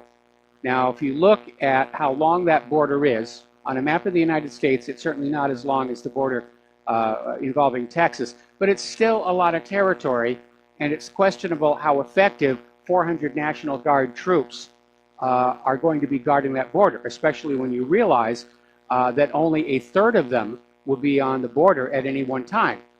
The others will be out resting, sleeping, cleaning their gear. So it looks like Jerry Brown is trying to have his open border and eat it too, or something along that line. Now, over in Sweden, as you know, they have a very liberal government, a very feminist government. They're in love with their open borders, and as a result, Sweden has just suffered immensely under the flood of the refugees. Sweden has become the rape capital of Europe, and now it's resulted in a new political party being founded to challenge the Sweden Democrats. And this Swedish party is anti-migrant, and it's called Alternative for Sweden, basically modeling itself after Alternative for Germany. And it's calling itself the Repatriation Party, saying that if they can win the elections and displace the Sweden Democrats, they're going to kick the refugees out of Sweden. And they're talking hundreds of thousands of these refugees will have to go somewhere else. Take them to the border and fling them across. No doubt Brussels and George Soros are going to go on in there and try and stop that. But again, this push for globalism and a one world government is being done with complete and total disregard for the damage that's occurring, the harm that's being done to the people, the contagious diseases that are being given free rein over the face of planet Earth. And that really is the danger when you're dealing with what are called the true believers, the people who believe they serve a higher purpose, and so the laws shouldn't apply to them, that they shouldn't be concerned with the death and harm and illness that they leave in their wake, because they serve that higher purpose. People like that are very dangerous, and they get us into some of the worst disasters we've ever seen. The first war in Iraq. Oh, yes, we've got to go into Iraq. I believe the war is necessary, so even though we have to lie to get the people into it, I believe in that noble purpose. Over in Hungary, Viktor Orban is celebrating his election victory. It was a landslide, and he's now out there basically keeping his campaign promise to strengthen the sovereign policies of Hungary. And he's saying there will be no United States of Europe. He's going to stand fast against the integration of Europe, or the federalization of Europe, that they're hearing out of Brussels. So I hope he's able to do it. Frankly, I hope he's wearing his Kevlar, because Viktor Orban has become threat number one to holding the EU together, and certainly he's a major blockage to this moving forward on the New World Order, one world government. Now, apparently, 9 of the Remain groups in Great Britain have joined forces to demand a second Brexit referendum. They weren't able to cheat their way to victory the first time. They want to have a second try, or they want to just keep having the referendums until they get the result they want, which is not the way democracy is supposed to work. But apparently, they're backed by £1 million in funding to try and stop Brexit. And the cross-party push is fronted by Tory Anna Soubry and Labour's Chuka Umunna. We don't care what you British people want. We want one world government, and we will have it no matter how many of you we have to kill. Now, not too long ago, we were talking about, well, actually, we've got to take a break for commercials. So we'll be right back after these words. And aloha, America, welcome back to the show. Now, one of the things that we have seen both in the United States and in Europe is this coddling and pandering to the illegal immigrants and the refugees, to the point where a lot of the legal citizens are wondering what's going on. Here in the United States of America, the illegal immigrants are getting better treatment than the legal American citizens. And it really is very angry and upsetting. And I think a good example of this is this story that came back in 2016. And it had to do with this Iraqi refugee up in Austria who violently sexually assaulted a 10-year-old boy in the changing room of this public swimming pool in Austria. And the rapist, identified as Amir A., 20 years old, claimed it was a sexual emergency because he had not had sex for 4 months. Have you not heard about masturbation? And he was, of course, convicted for the sexual assault. But an appeals court overturned his conviction because prosecutors couldn't prove that he realized the boy was saying no. Now, I'm sorry, if you're violently raping somebody, I think the body language is going to give it away whether they're on board with you or not. Because, you know, after all, I'm sure all 10-year-old boys want to be attacked in a changing room. You know, just common sense. But it really, we have countries in Europe that have passed laws saying that people who commit these crimes cannot be identified as refugees in the media reports because they're pushing that open borders, one world government agenda. All right, let's take a phone call. Scott in Texas. Aloha. Welcome to the show. What's on your mind? Well, it's been a while since I called in, and I want to kind of change gears a little bit because the Oklahoma City bombing reunion is coming up the 19th next week. And I've been doing interviews with a guy that is a whistleblower. He was a CIA operative, Cody Snodgrass. I have a ton of podcasts on my YouTube channel, and y'all can go check it out. It's Snafu Radio on YouTube, but I've been censored and struck, so I can't even upload for 3 months now. But I have about 25 or 30 podcasts with Cody, and he has some really good information. And next week, in Oklahoma, they're having the big reunion, and from what we understand, we can't really talk too much about it, but there's supposed to be a new whistleblower coming out. We don't even know what it's about. I'm going up there. I'm going to be acting as news, and I'm going to film a lot of this stuff because, you know, it's only a 4-hour drive for me. And so they invited me up as the news and blah, blah, blah, blah, blah. So I was just kind of wanting to get the information out to everybody, because I've heard some people make comments on my channel about your show. We talk about your show occasionally. I hear the music. Scott, stay on the line. We got to take a short break for station identification. I'm going to come right back to you after these few words. Aloha, America. Welcome back to the show, hour number 3. And we're talking with Scott in Texas, and we're talking about that we're coming up on the anniversary of the bombing of the Murrah Federal Building in Oklahoma City. As you know, a lot of reasons to think that it, too, was another staged government false flag. Of course, I have an article on it permanently in that little gray menu bar right near the top of my page. And Scott was talking about how there's going to be this get-together, and there may be a new whistleblower. Now, I don't know if this is the whistleblower or not, but I was listening to Michael Herzog's program earlier, and he was talking about this. And apparently there are now a total of 4 witnesses to the execution of Timothy McVeigh who insist he was still breathing after he'd been pronounced dead. And a lot of other funny stuff going on there. Normally, when a criminal is executed, there's supposed to be an autopsy. Timothy McVeigh had gone to a judge and requested no autopsy. The judge agreed, and apparently we are told following the execution, the body was immediately cremated and the ashes were presented to McVeigh's lawyers. And for all we know, Timothy McVeigh is still out there somewhere with a lot of facial hair and a new identity. So, again, another lie from a government that lies. And we are going to be talking about that as we come up on the 19th. So, Scott, what do you want to share with us about this? Well, you are absolutely correct. The Oklahoma City bombing was a false flag. And like you alluded to quite some time ago when Waco was demolished by our favorite government, or that's a whole other topic, but all the evidence was taken to the Murr building.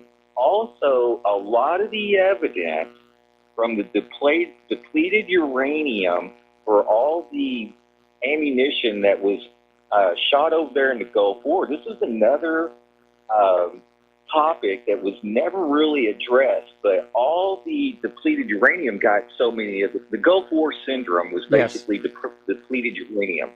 Well, all of that information was sent to where? The Murr building, and just happened to go up with everything else, along with all the files from the Rose Law Firm.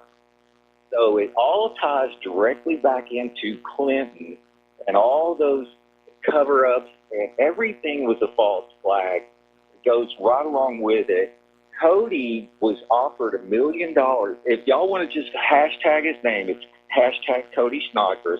Then y'all find plenty of videos, and y'all can go back and listen to tons and tons, hours of interviews with him. But he was framed. He was offered $1 million to blow it up. He didn't want to do it for patriotic reasons, so he was framed, sent to prison right beside Timothy McVeigh. So this guy has the amount of information that Cody can sit there and spout off. It's like it was yesterday for this guy. Now, he almost got killed in a car wreck during Christmas, and it's pretty well kind of believe that it was a hit job. It didn't go right because they didn't kill him. And so he's still back out, but he's got severe nerve damage. It almost broke his neck. So, but anyhow, he's getting better. We talk almost every other day, and I get a lot of information from him. He was wanting to try to go to OKC, but it doesn't look like he's going to be able to make it because he has too many doctor's appointments that he just can't miss, because now they're kind of thinking that he might have got a little bit of poison too. They just don't know. But as far as the reunion going next Thursday, I'm going to be up there. I'm going to do quite a few reports. I think William Denny's supposed to be there. I might get to meet him. And when I do a few reports, I'll even mention your show because, some of your listeners have mentioned mentioned you, saying that, I mentioned Cody on Michael Rivero's show. And, and we even talked about it one day on one of our podcasts. It's like, Michael Rivero, is on his show and blah, blah, blah, blah, blah. So we'll throw a little bone your way whenever we get a chance, and just because, everybody in the independent media needs to support each other no matter how they do it, and it's just spreading the word. I mean, because most of us we don't have a lot of money. We're not George Soros funding all this stuff. So, if people can't make a donation, then the least they can do is spread the information out. And that's basically what I ask people to do. It's like, look, just get the information out, because my channel has been suppressed so hard. Like I said, I can't even upload anything till like July 5th or something. So I'm operating off Periscope right now, which is, it's okay, I guess. But I had 15,000 subs on my channel. I can't even send a message to. So that'll tell you how YouTube has knocked me down flat. But anyway, that's basically all I got. And next week, when I get up there and do some reports, I might try to call in and kind of get your listeners up to speed on stuff. And if there's anything super juicy, I'm sure call in. Well, thank you very much for that. What's really interesting is the minister that married Claire and I was in Oklahoma City when the bombing occurred. And so the first thing he thought is he was going to go on over and volunteer to help look for survivors. And he had to show his ID something like 6 times before he was allowed onto the building site. And he noticed at the time that even though they could still hear people inside the building calling for help, there were all these guys in suits and ties who were running around picking up paperwork and shoving it in boxes and taking it away, as well as taping black plastic over the shattered ends of the load-bearing members. And so it really was this, very obvious false flag. And again, I have a page at the top that shows that. And you may want to look at that. All right, let's take another phone call. Nathan in Northern California. Aloha. Welcome to the show. What's on your mind? Oh, hi, Michael. I wasn't going to call in till about December with this little tidbit of information, but I've heard you mention Winston Churchill today and Pearl Harbor yesterday, about trickery and deceit and all the skullduggery that can happen, to lead us into war. Last week, I was watching a video on YouTube, and the title of it is David Niven Interview Talking Pictures. And at the 24-minute mark, he's talking about being over in Great Britain back in World War II. And he was staying out at this estate, and this very wealthy person gave a wing of the estate to Winston Churchill. And so he'd come out there from London to get away from things, and he'd bump into David Niven, and they would go for these short walks. And so Niven says he's talking to Churchill, and things were going very badly for Great Britain at the time, and he said, "Do you think America will ever get into the war?" And Churchill said, "Mark my words, something cataclysmic will occur." And Niven said to the interviewer, he says, "I haven't heard the word cataclysmic since."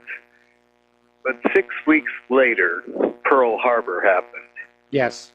So 4 months later, he's on leave, and he's back at this estate.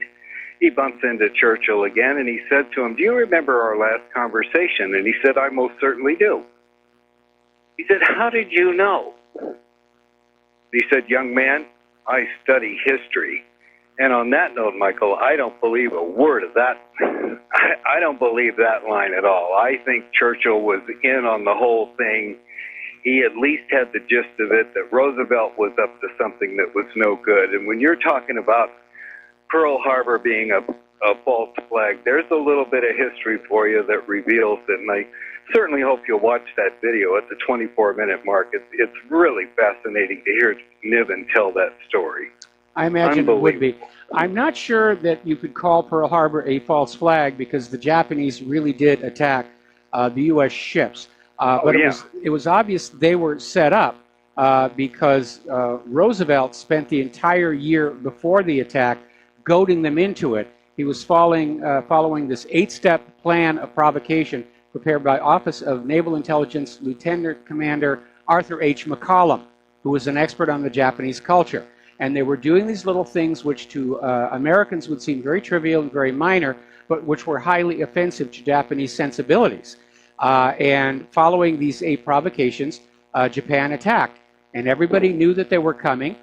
This idea that they maintained radio silence is a complete lie. They were being monitored by radio intercept stations in Alaska, California, Australia. They were broadcasting so much that the Manson steamship, the SS Lurline, was picking it up. And their radio operator, Leslie Grogan, was able to plot the position of the incoming fleet. And the Lurline arrived in Pearl Harbor December 3rd, and Grogan turned his information over to the local ONI there. It promptly disappeared. And of course, all the modern ships, the carriers and the fast escorts, were out of Pearl Harbor, away off to the south, out of reach of the Japanese fleet. And what was left here in the harbor were basically junkers. They were all ships left over from World War I. They weren't really combat worthy. In fact, the sister ship of the Arizona, the Aiea, had already been taken off combat status and was being used as a gunnery training platform. And so it really was a setup from beginning to end. Yeah. The lie, of course, was that it was a complete and total surprise, and it wasn't. And by the way, of all the communications regarding Pearl Harbor, there was one communication from Winston Churchill to Franklin Delano Roosevelt on December 6, 1941, that is still classified to this very day. Yeah, well, I'm sure after hearing Niven talk about that, I get the impression that Churchill had at least the gist of it, and probably a lot more than that. I found that just absolutely fascinating, and Niven really is a fun guy to listen to as far as interviews. He's quite a guy for what it's worth. And the last thing to say, and I'll get off and let you get back on topic here, but I saw a video, I don't know, 4 or 5 months ago, and Putin had said that the Rothschilds were not welcome. He said they're not welcome in Russia. And talk about, getting yourself in the same boat as Gaddafi and others. I don't think you can say anything more blatant or more offensive than that. And I would assume that things are not going to be good for Russia for quite some time. It's very, very sad to see what they're doing to the country, and I don't think that they deserve it. No, they don't. And it's also very sad to watch your podcast, and I see you very upset, and Dustin's calling in, and he's going out of his mind, and I don't blame him. And a lot of your callers are very upset about the potential for war, especially for nuclear war. These things are fun to watch. They're very informative, and the callers sometimes are very interesting. And everybody's upset, and I certainly don't blame people at all for being pretty nervous. So I wish you luck, and I certainly hope Trump will, not do anything crazy. That's all I can say. Well, we'll see what's going to happen there, but it is a very, very tense situation. And even though Trump appears to be softening his rhetoric, all of a sudden we're hearing out of both France and Great Britain, yes, we're pretty sure that Assad did this, and the attack is on. So again, it's obviously a faction fight between those who want the war to move forward, risking war with Russia and China, and those who are saying this is really more than we should get into. Unfortunately, too many of the pro-war hawks, they're thinking that the war is going to go the way the sales brochures from the defense contractors say it will. But we know that really is not what's going to happen. I want to share one little story with you. Exactly. This gets back to Pearl Harbor. You probably remember the broadcaster Edward R. Murrow, and he was famous for taking on Joseph McCarthy. And he actually went to the White House on December 7th. And he was actually there when Roosevelt was informed that Japan had struck Pearl Harbor. And Edward R. Murrow basically noted that Roosevelt almost seemed relieved that it had happened. Yeah, I can believe that. I really can. And the only other story I have about Pearl Harbor, my father was in World War II, and they had a squadron reunion out there in Hawaii. Yes. And they went to the Arizona Memorial, and they were all told to please be quiet when you go inside the memorial, because there are still people visiting who are grieving for their loved ones. And I thought that was, very moving, very emotional, but they were asking for, everybody to be quiet. Is that still true today? The funny thing is everybody just sort of automatically gets quiet when they walk into that end of the memorial, the wall full of names and everything. I don't recall anybody actually saying, please be quiet. But I think people just automatically are, because it is a memorial. And even knowing that the official story of Pearl Harbor is a lie, it's still a very powerful experience to actually go on out there and be in the Arizona Memorial, to look down in the water and see the lower half of the ship. Because, they cut the top off in order to make room for the memorial. And it's basically dumped over on this naval reservation on this peninsula between the West Lock and Center Lock. In fact, you can even see it on Google Earth, the remains of the top of the Arizona.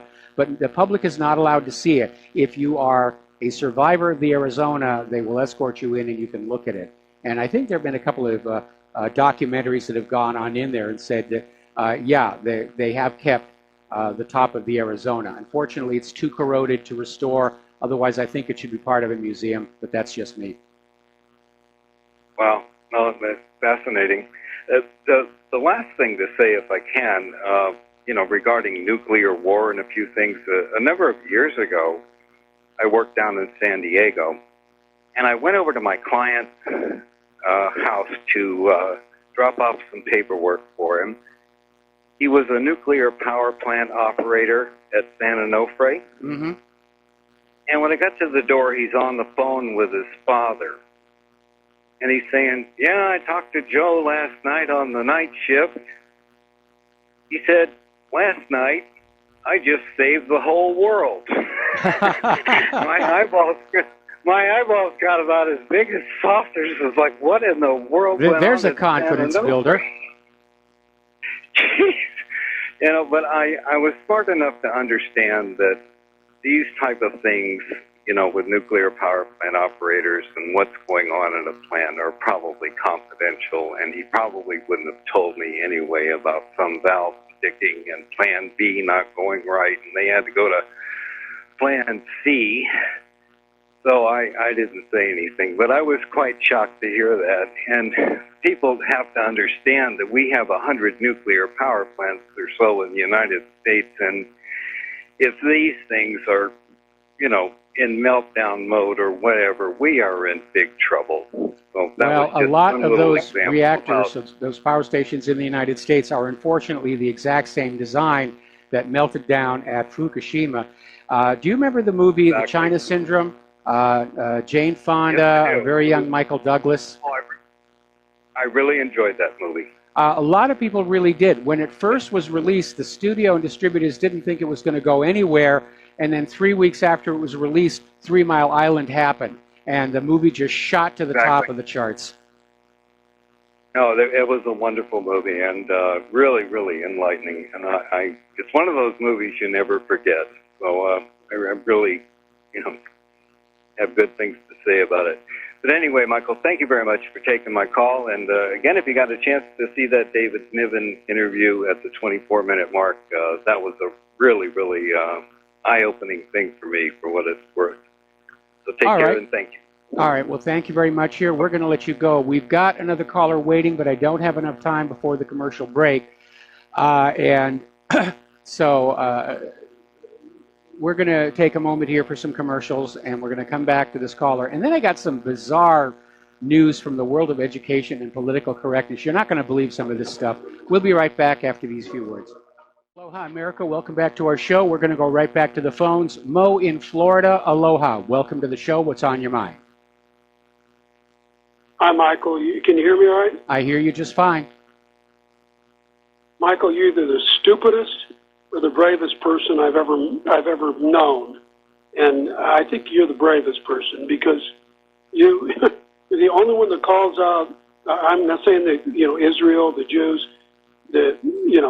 we know what's really going on there with the Zionists, and in a couple of months, June 8th is going to be the anniversary of the USS Liberty attack. Yes. And I honestly cannot believe that these brave men of the USS Liberty, I live in South Florida, and I was driving down the highway, US 1 down here, and there was an old guy with the back of his car. He had a Hyundai car. In the back of it, he had, remember the USS Liberty. And I followed him into the parking lot, and I lost him. But I just, I wanted to go up and hug the guy because he was probably one of the survivors. And these guys, they're the epitome of what you are talking about. How come this obvious false flag, the attempted sinking of that surveillance ship, is not a national holiday, not a holiday, but a remembrance, like a Veterans Day. This was a false flag with the attempted murder of that whole crew. Yes. And if they didn't get away with this, Michael, they didn't get away with anything. That's all I'm saying. You know what I mean? Well, they got away with it in the sense that nobody was ever held to account, obviously. And a lot of the people involved in that are no longer with us anyway. But Israel did not get away with it in the sense that the truth did get out. And eventually the truth does come out. It would be a lot nicer if the truth would come out while the crimes are actually underway so that people can do something about it. But more and more people are finally starting to accept that, yes, this was a terrible thing for Israel to do to the USS Liberty. And what was even worse was the betrayal by President Johnson and SecDef McNamara in withholding any kind of aid and wanting Israel to sink that ship and kill everybody rather than embarrass the government of Israel. I think it was Israel's attempt to basically drag the U.S. into the war against Egypt, because when the attack on the Liberty began, Israel contacted the U.S. government and said, we have got reports that Egypt is attacking your ship. And there was actually a strike in the air on the way to Cairo when one of these very brave sailors on the Liberty braved the Israeli cannon shells, went outside and hooked up an improvised antenna, and they got a radio message out saying, we're under attack by Israeli air and sea forces. And at that point, the strike for Cairo was recalled, and everybody went into cover-up mode.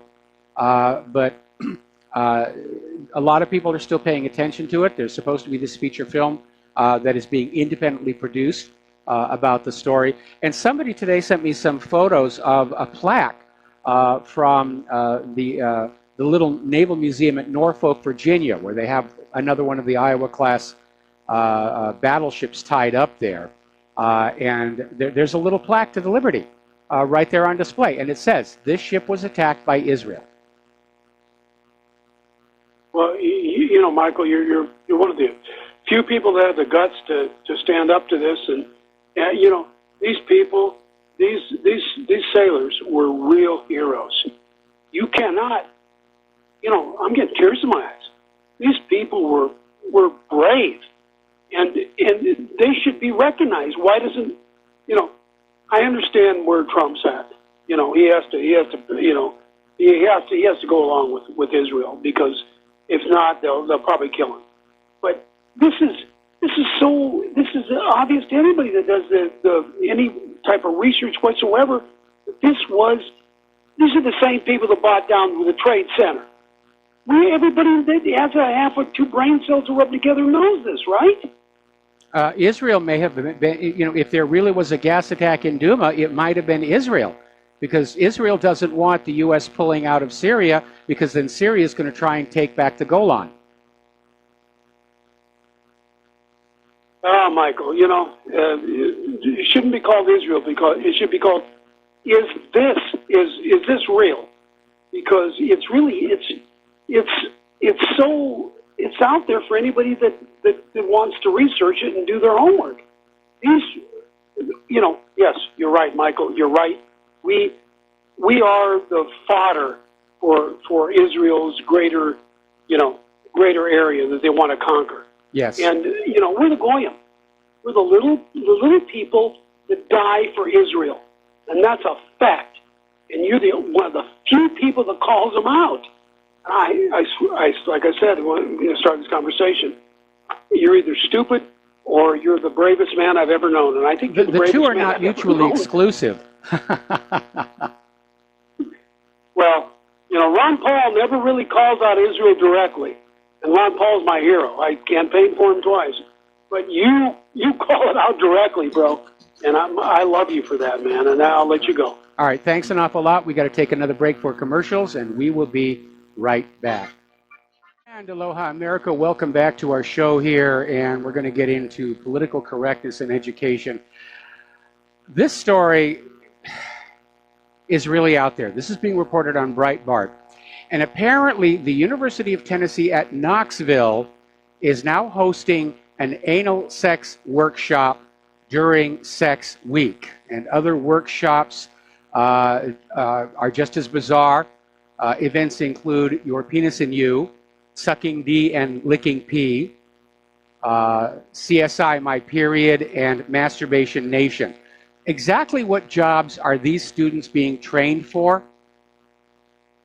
You have to wonder. I mean, here in Hawaii over at the Kaonohi Community College, because we are a tourist industry, they're teaching the students how to cater to that. They have a very fine cooking school for top-end chefs. They even operate a restaurant on the campus that you can go to for a very inexpensive but a very well-prepared dinner. And they do some wonderful stuff. I've been there for a couple of social events. So at the University of Tennessee, They're having all of these workshops about sex, and it kind of makes you wonder, what are the job opportunities in Tennessee that these kids are being prepared for? Now, even more bizarre, as you know, there's this so-called Women's March. It's a bunch of feminists, and that's all well and good. The early days of the feminist movement, I supported them. Equal pay for equal work, equal access to education, equal access to credit, things that made sense. And then in the 90s, it got really kind of radical and male bashing, and it seems to be getting even worse. But now it's getting just a little bit out there, where apparently the Department of Justice shut down this website that was popular with sex workers, and basically, let's see, let me get the name of the website here, Backpage.com. And Backpage.com was shut down because it was allegedly used to facilitate both adult and child prostitution. And obviously child prostitution is something that should not be allowed to happen. What was really interesting is the Women's March official Twitter feed called the shutdown of the website an absolute crisis for sex workers. Now, the so-called feminists that are running the Women's March are turning a blind eye to crimes committed against women and children. And it kind of makes you wonder just what these women in the Women's March, what they themselves are doing for a living, which may explain why they seem to have so much free time on their hands to go on out and march around. But the optics on that are really, really bad. It's a disaster for sex workers. Oh, well, we know who your constituency is, don't we? Here's where the transgenderism gets a little bit bizarre. And apparently, over in Glasgow, they were going to have a pride parade, a gay pride parade.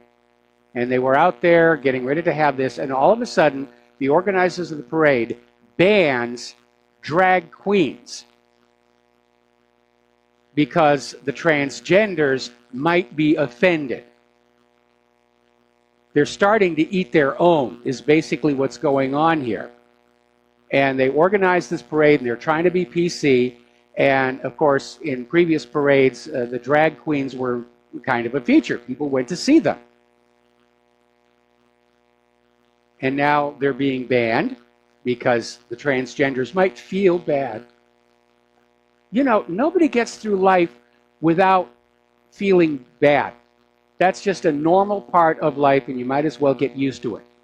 I know the liberals are trying to promise everybody that if we vote liberal and we follow the liberal agenda, that we will be happy every day of our lives and we'll never feel upset, we'll never feel sad, we'll never feel like we're microaggressed. That's not reality. It's a pleasant fantasy, but it's not reality. Let's take a phone call from Jeff in Georgia. Aloha. Welcome to the show. What's on your mind? Michael, aloha. You got the greatest show going. Thank you. I appreciate the opportunity to call in. Somebody just called in about the USS Liberty, and I want to get your take on this. I probably brought it up before, but Lyndon Johnson, my estimation, was the worst president in my lifetime. Kennedy was the best, but Johnson, in my estimation, I want to get your take on this, committed treason 3 times. At a minimum, he covered up the assassination of JFK. At a minimum, he may have had foreknowledge. But secondly, he covered up Israel stealing nuclear material from New Mexico. He covered this up. It was told to him, the guy that told it to him. And thirdly, the USS Liberty. These are treasonous acts. Okay, but Johnson went even further than that. You know, and Kennedy may have signed the 65 immigration bill, but that was a farce. Okay, but Johnson went further than that. His great society was a type of reverse slavery. I am all for the African American being a first-class citizen, and he was not in 1965 when Johnson signed all this into law. But when you create a welfare system that takes from working people and gives to non-working people, To me, that's like a reverse slave system. Johnson was pushed on Kennedy. You know this. You know, Yes.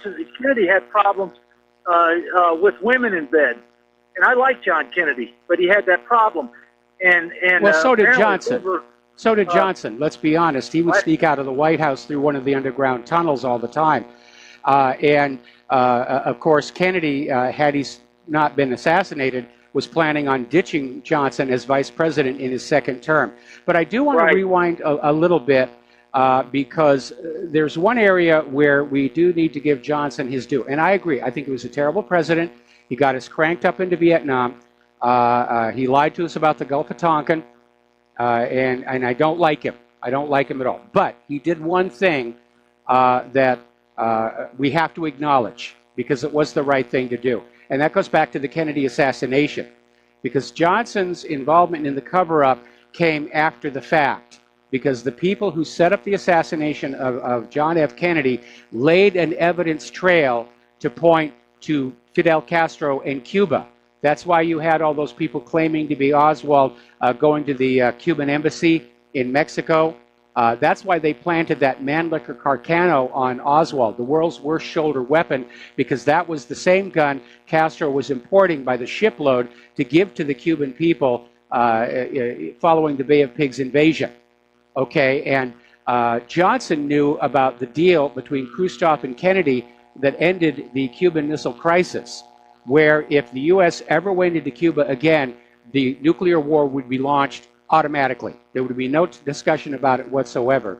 And so Johnson knew that he had to basically break that evidence chain going to Cuba and basically make Oswald the crazed lone nut assassin who had no other partners in the assassination. And that's what Johnson did.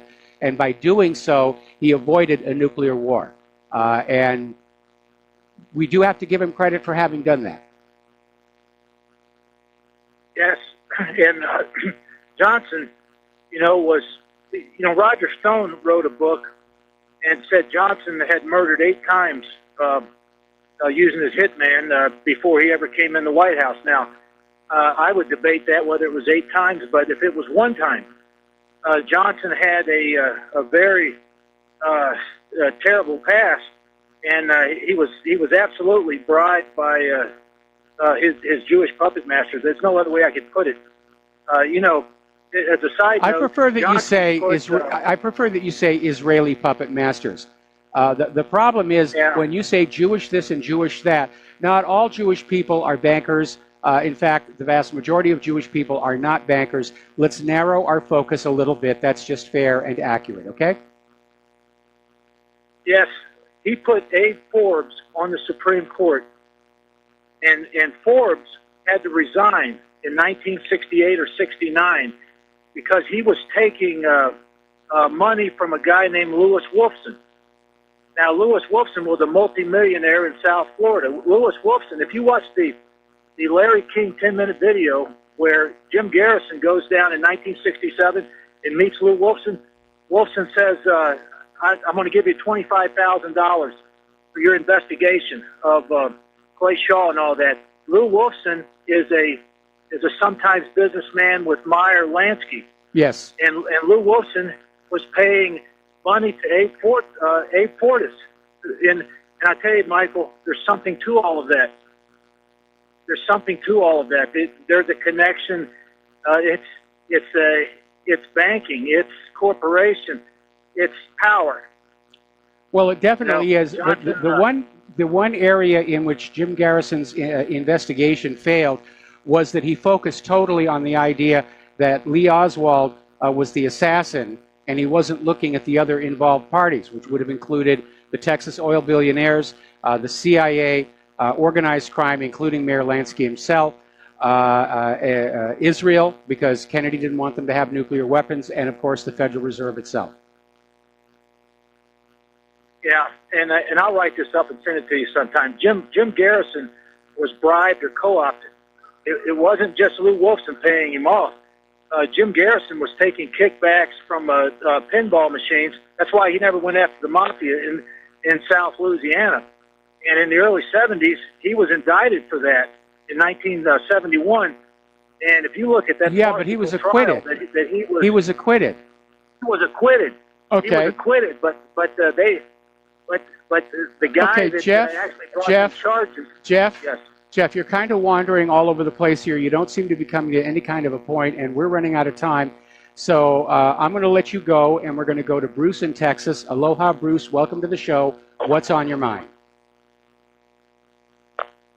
Hey, did you say Bruce? I said Bruce. Oh, okay. I'm sorry about that. I'm trying to get some work done outside and talk to you at the same time. I apologize. Not a problem. Okay.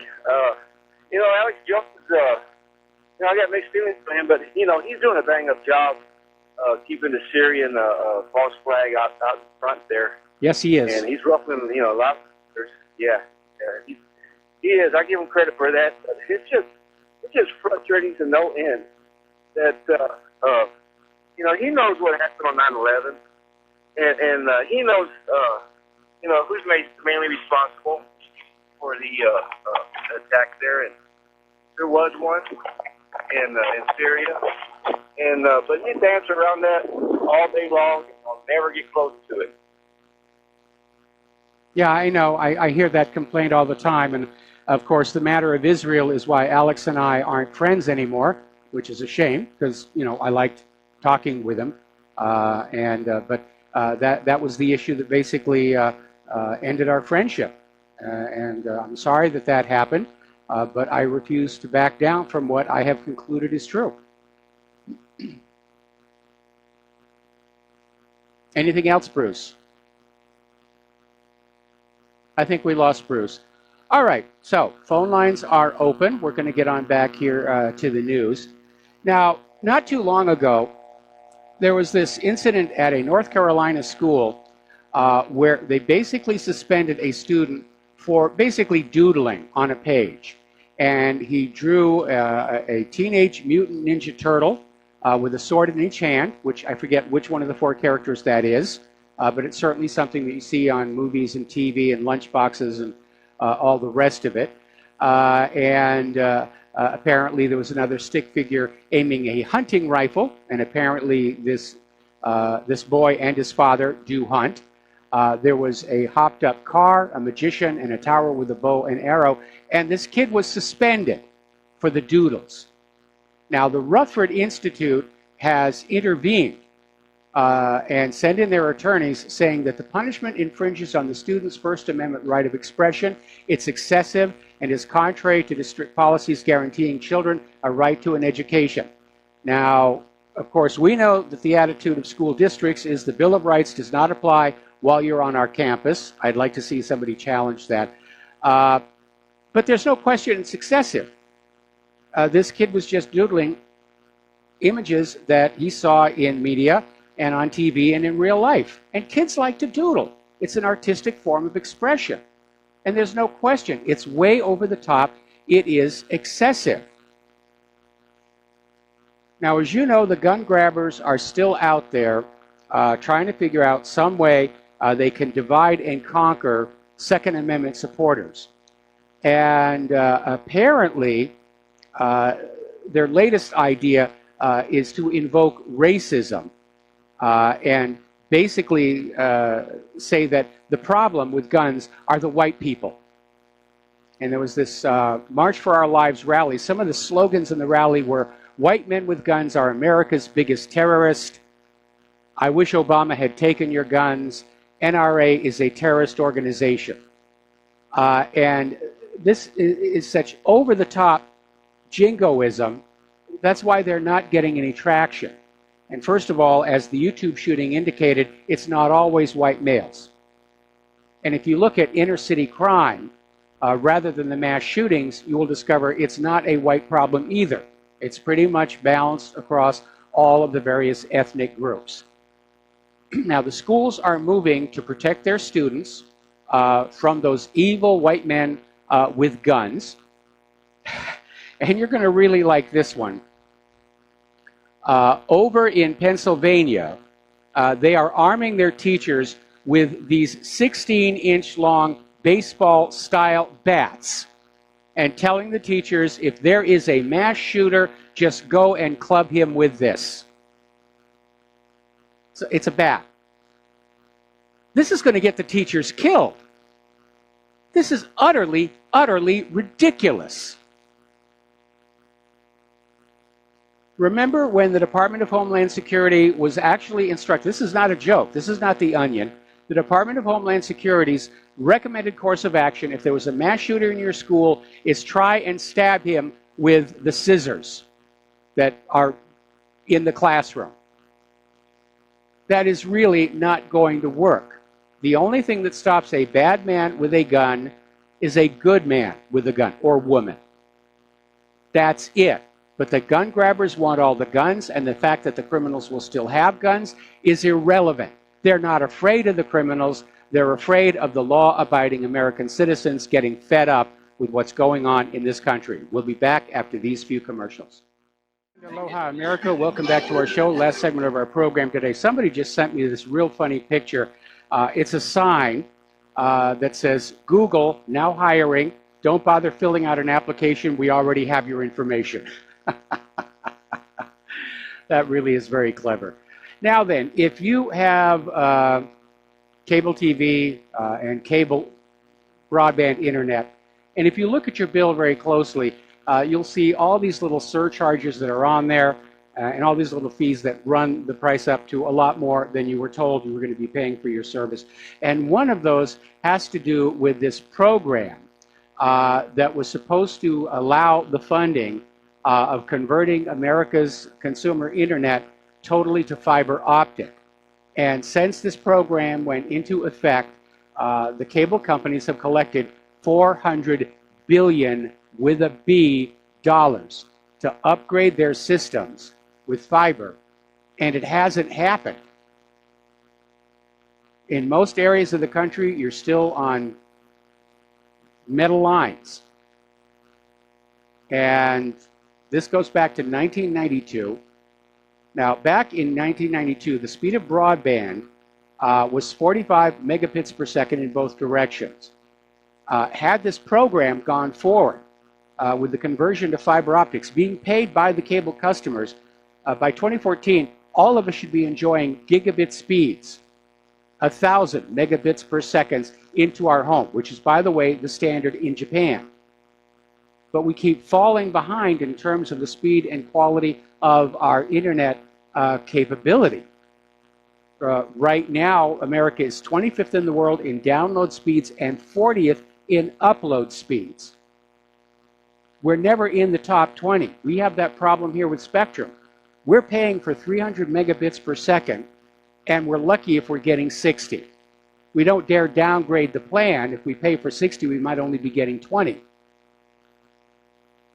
But it's another example of how corporations continue to charge more money and produce lower quality service and products because they're monopolies.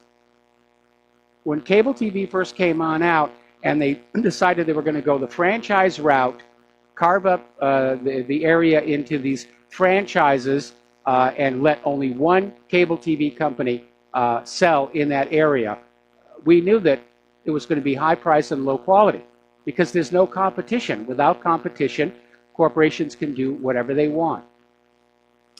Now, right now, snowstorm Xanto is bringing heavy snow and blizzard conditions to the northern plains and the Great Lakes. It's going to be heavy snow, parts of the Rockies, the northern plains. It's going to be lasting into the weekend. Apparently, it has brought field work to a halt in Wisconsin. This is supposed to be the spring planting season, and they're still dealing with the snow. More snow has hit western Massachusetts, and apparently, according to this other story, this snowstorm, Xanto, is destroying crops. Gosh darn that, human-caused global warming. There's the music. Time for me to get on out of here. Please stay tuned for John Stadmiller. I'm sure he's got a lot of interesting things to share with you. Please take what you learn here and share it with everybody. Talk to them in person or send them a paper letter. Don't go on social media. It is heavily, heavily filtered, and it's getting worse right now. Facebook and Twitter and YouTube are useless for anything except funny cat videos, so don't even bother with them anymore. Please keep RBN alive. Tell 5. We'll be back tomorrow. Aloha, America.